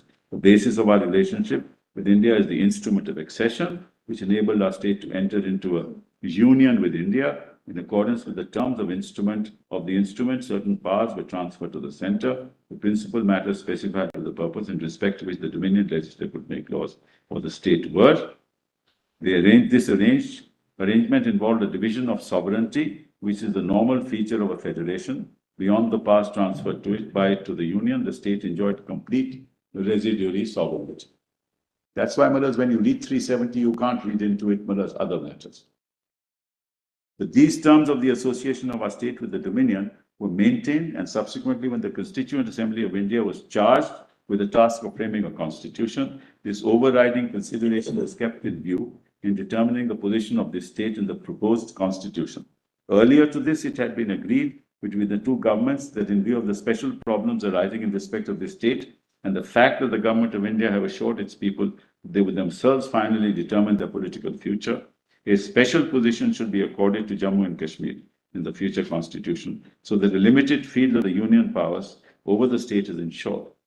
Our representatives were nominated by the Jammu and Kashmir state to the Constituent Assembly of India. These representatives participated in the deliberations of the Assembly in India at a time when the bulk of the Indian constitution had already been adopted. It was at this stage that the constitutional position of this state was determined in the Constitution of India. This is very important. It was in a collaborative exercise, a dialogue. It was not behind the back of the Union of India or anything like that. They knew what was to happen in the future. Representatives of Jammu and Kashmir reiterated their view that our association with India should be based on the terms of the instrument of accession. It was at this stage that the constitutional position was determined. The representatives of the Jammu and Kashmir state reiterated their view that an association with India should be based on the terms of the instrument of accession. It was also made clear that while the accession of Jammu and Kashmir state with India was complete, in fact and law, to the extent of the subjects enumerated in this instrument, the autonomy of the state with regard to all other subjects outside the ambit of the instrument of accession should be preserved. Events a good deal of confused thinking and uninformed criticism is indulged in some interested people. I would like to point out that the Constitution has confined the scope and jurisdiction of the Union powers to the terms of the instrument of accession, with a proviso that they may be extended to such other matters as the President may by order specify with the concurrence of the Jammu and Kashmir Assembly. This is the concurrent list matters. The special problems facing the state were thus taken into account, and under the Constitution, the relationship approximated to that subsisting under the instrument of accession. The Constitution of India, of the Indian Union, therefore clearly envisaged the convening of a Constituent Assembly for the Jammu and Kashmir state, which would be finally competent to determine the ultimate position of the state in respect of the sphere of its accession, which would be incorporated as in the shape of permanent provisions of the Constitution. That's why temporal. But the rest really need not trouble your lordships. I need not trouble your lordships. Then, well, it's rigidity powers, it's important. Page 19, PDF 19.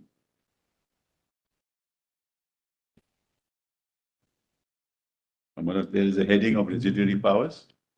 It was agreed that while under the present Indian Constitution, the residuary powers vested in the center in respect of all the states other than Jammu and Kashmir, in the case of our state, they vested in the state itself. This position is compatible with Article 370 of the Constitution of India and the instrument of accession on which this article is based. We've always held that the ultimate source of sovereignty resides in the people. It is therefore from the people that all powers can flow. Under these circumstances, it is up to the people of Kashmir through this assembly to transfer more powers of mutual advantage to the custody of the Union. So, but what happens ultimately, and I'm just, since I will come to that later, is that Parliament exercised the will of the people of Jammu and Kashmir when they abrogated the article. That's what happened. They took upon themselves the constitutional responsibility of saying that we are now the legislature, we are the Constituent Assembly, and we will exercise the will of the people of state of Jammu and Kashmir to say that we abrogate 370. In essence, that's what happened. Is that possible constitutionally? Is that envisaged by 370? Is this not an exercise of political power?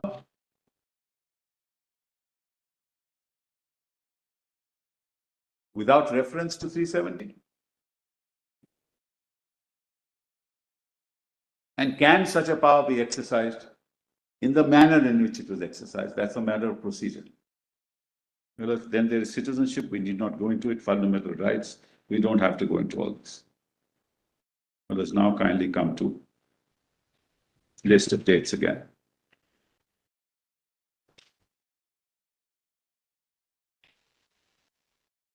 Right, back at 42 months.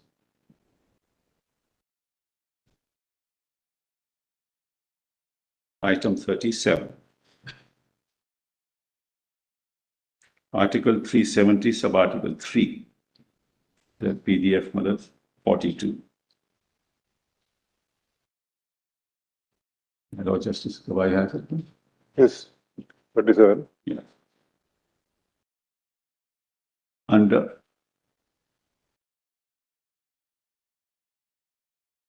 I just was wondering whether all of you should have it.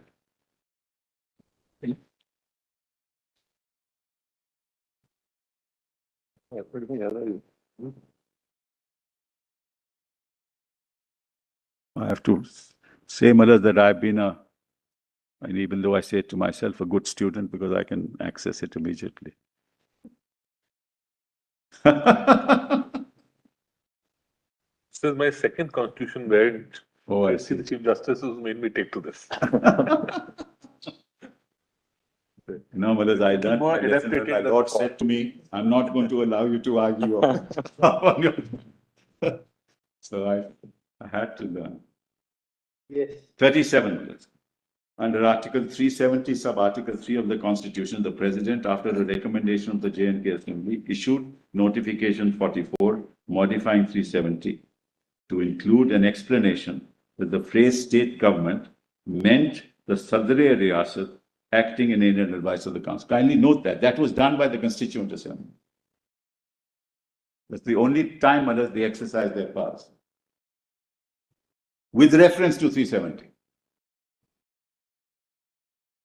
On 14th of May 1954, with the concurrence of the government of Jammu and Kashmir, the President issued the Constitution Adaptation to Jammu Kashmir Order 1954, which came into force on May 14, 1954. This order superseded the Constitution application to Jammu Kashmir Order of 1950, which had only those limited provisions.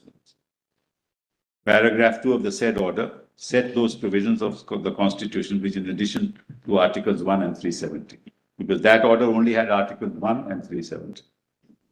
Would be applicable, and other than one, would be applicable to the state of Jammu and Kashmir. Notably, a second proviso was introduced into Article 3 as applied to the state of Jammu and Kashmir in the following terms, provided that no bill providing for increasing or diminishing the area, this is also very important, of the state of Jammu Kashmir or altering the name or boundary of that state shall be introduced in Parliament without the consent of the legislature of that state.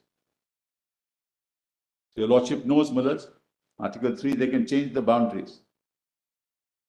What happened in this case was, not that they changed the boundaries, Mothers, they converted it into a union territory, which is the other problematic issue, which of course we'll have to argue later.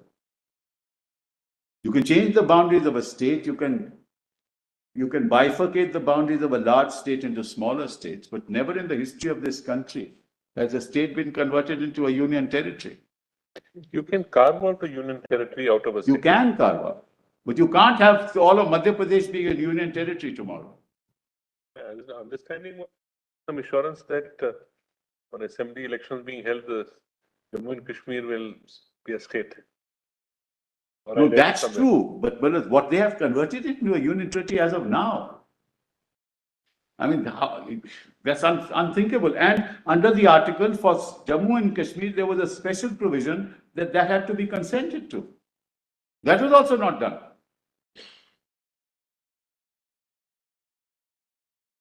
So, Malas, you move away from representative democracy, convert it into a union territory under your direct rule. You do away with representative democracy, and 5 years have passed. Every day we hear that we are going to soon have elections. But there has to be a constitutional basis for doing this, Malas. And kindly note one thing. In May 2019, there were parliamentary elections in the state of Jammu and Kashmir. In 2019, May, 3 months after this. This happened on the 6th of August, September, October, November, December, May. You have parliamentary elections. So you can hold parliamentary elections, but you will not hold state elections. But I'm moving away from that to another issue altogether. So, Malas, then 1039, 1711-1956, the Constituent Assembly of Jammu and Kashmir, in exercise of its constituent powers, approved and adopted the Constitution of Jammu and Kashmir. Which is why I started off with the proposition that the concept of a Constituent Assembly is a political exercise. That political authority, that political body can decide on the future of the state. Could have decided on the future of the state. But that's a political decision. You want to abrogate 370, abrogate 370. You want to go integrate into India completely, say we don't need a constitution. But that's a political act. That political act cannot be exercised by parliament, by a legislative body. Because that legislative body is controlled by the Constitution, and its functions are controlled by the Constitution. It can't go beyond that. Which is why I made that statement in the beginning.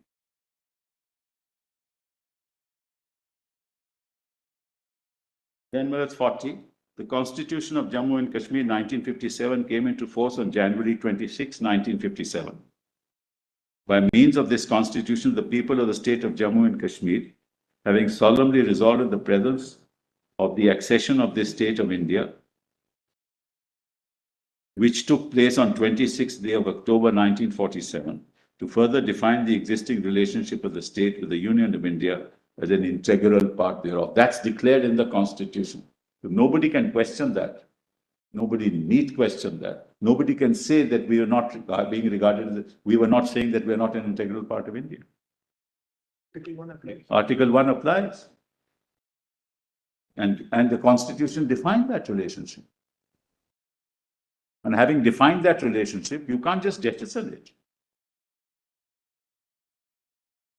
Section 5 of the Constitution of Jammu and Kashmir provided that the legislative power of the state extended to all matters except those with respect to which Parliament had power to make laws for the state under the Constitution of India as applicable.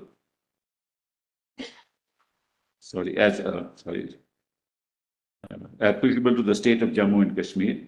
Legislative powers in the state were to lie with the Legislative Assembly and the Legislative Council. Significantly, Section 147, which dealt with amendments to the Constitution of Jammu and Kashmir, provided that no bill or amendment seeking to change the provisions of the Constitution of India as they applied to Jammu and Kashmir would be introduced or moved in either of the state legislatures. They had no authority once the Constitution had come into force and the orders passed. Then on 21/11/1964, the Constitution application to Jammu Kashmir Third Amendment Order of 1964, that is CO 71, which amended the 54 order, made Article 356 applicable to the state with one modification, that the expression included the Constitution, excluded the Constitution of Jammu and Kashmir.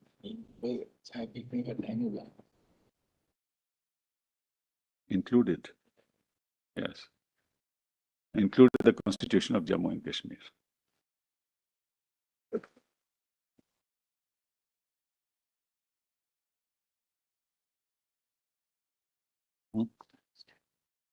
Those are there in all which have been passed.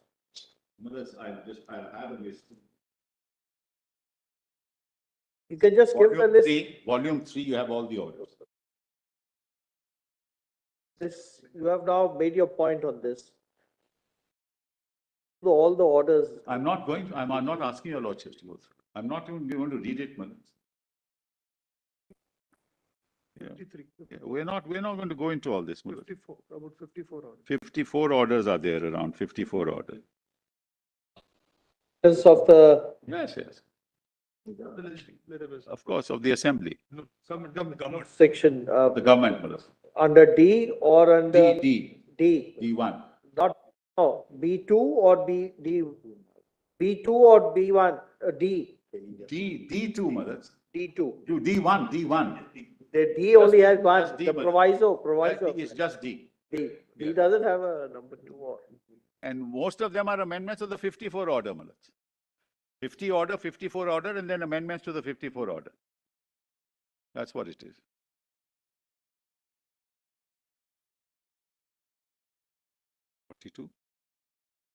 Yeah, but is it necessary? My lord is saying. That out.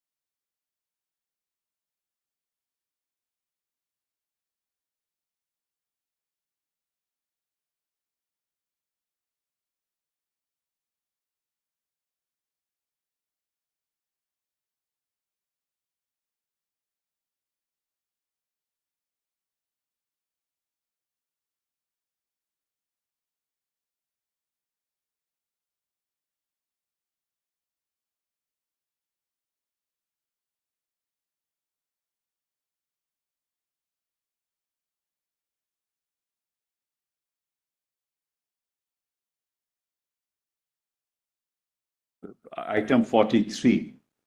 Yes. The lordships don't mind, it's PDF 44. The Kashmir Accord, now that's a political document.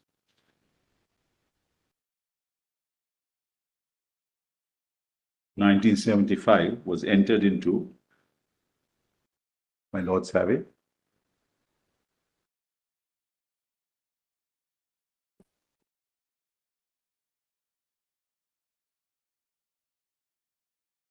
PDF 44. The Kashmir Accord 75 was entered into between the Government of India and the Government of Jammu and Kashmir. Under Clause 1 of the Accord, the relationship of the state of Jammu and Kashmir with the Union was to continue to be governed by Article 370 of the Constitution. Now kindly note, Madhaj, the temporary provision was over. Still be governed. Why was this required to say it is to be governed if it is a permanent feature? Sorry? Why was there a requirement 27 to say this will continue to govern when it was a permanent feature? Mullah, it also reiterated the residuary powers of the state. Mullah, that's not the only thing that happened. It's just a reiteration of the position that was accepted by the Government of India throughout, which is the constitutional position. After all, it's a political accord, Mullah. I mean, it has no legal basis that way, but it tells you of the intent of the signatories, Mullah. Political change at that time. Yes, I know that. Well, in any case, 75 is a momentous time in the history of this country. Yes. Luckily, I was out of the country, Malad, so I.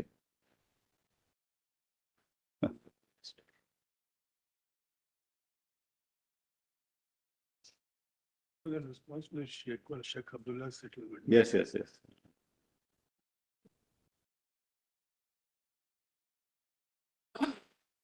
So, fine.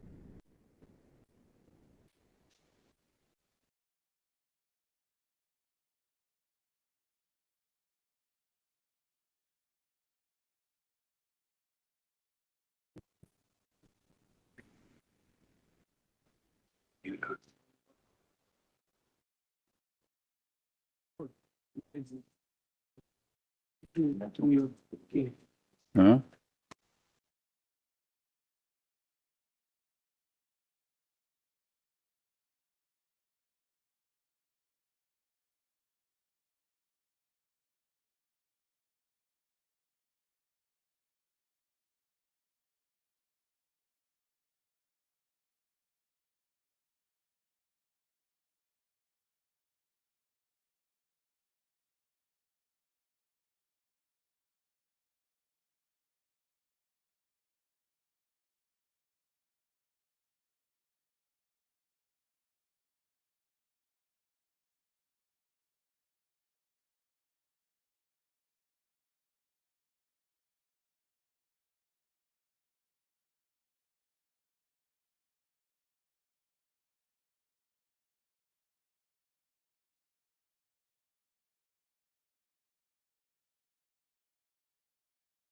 And jail for ultimately 14 years. The background is, Mother, that whenever he came out, he was saying that, no, give us autonomy, give us autonomy. It is in that context that the accord was there, that you can't get out of 370. That's really the background to it. He was put in jail even by Mrs. Gandhi.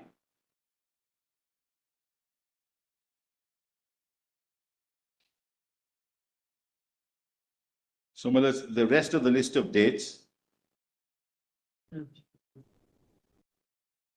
Kindly now see, come to straight to PDF 47.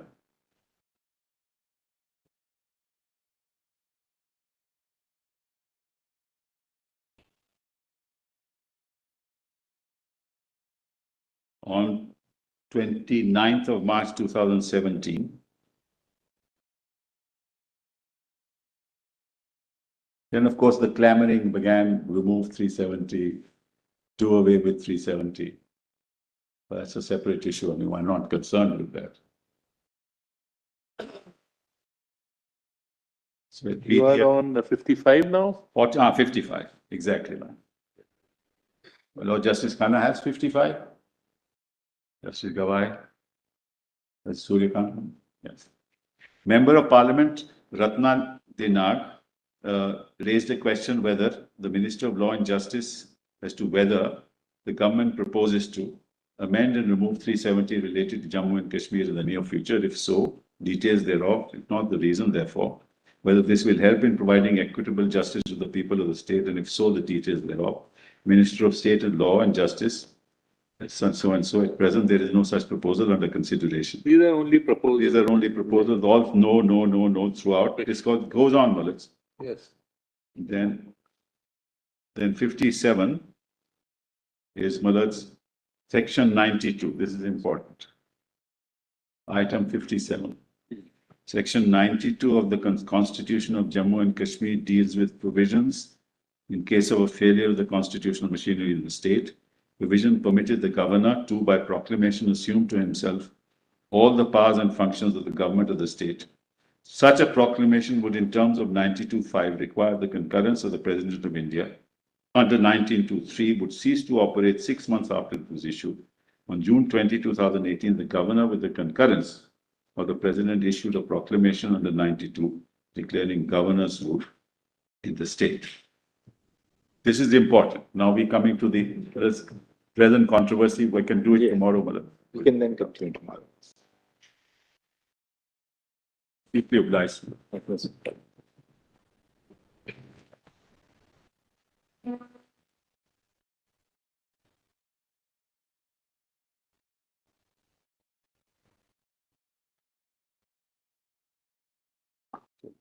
Oops.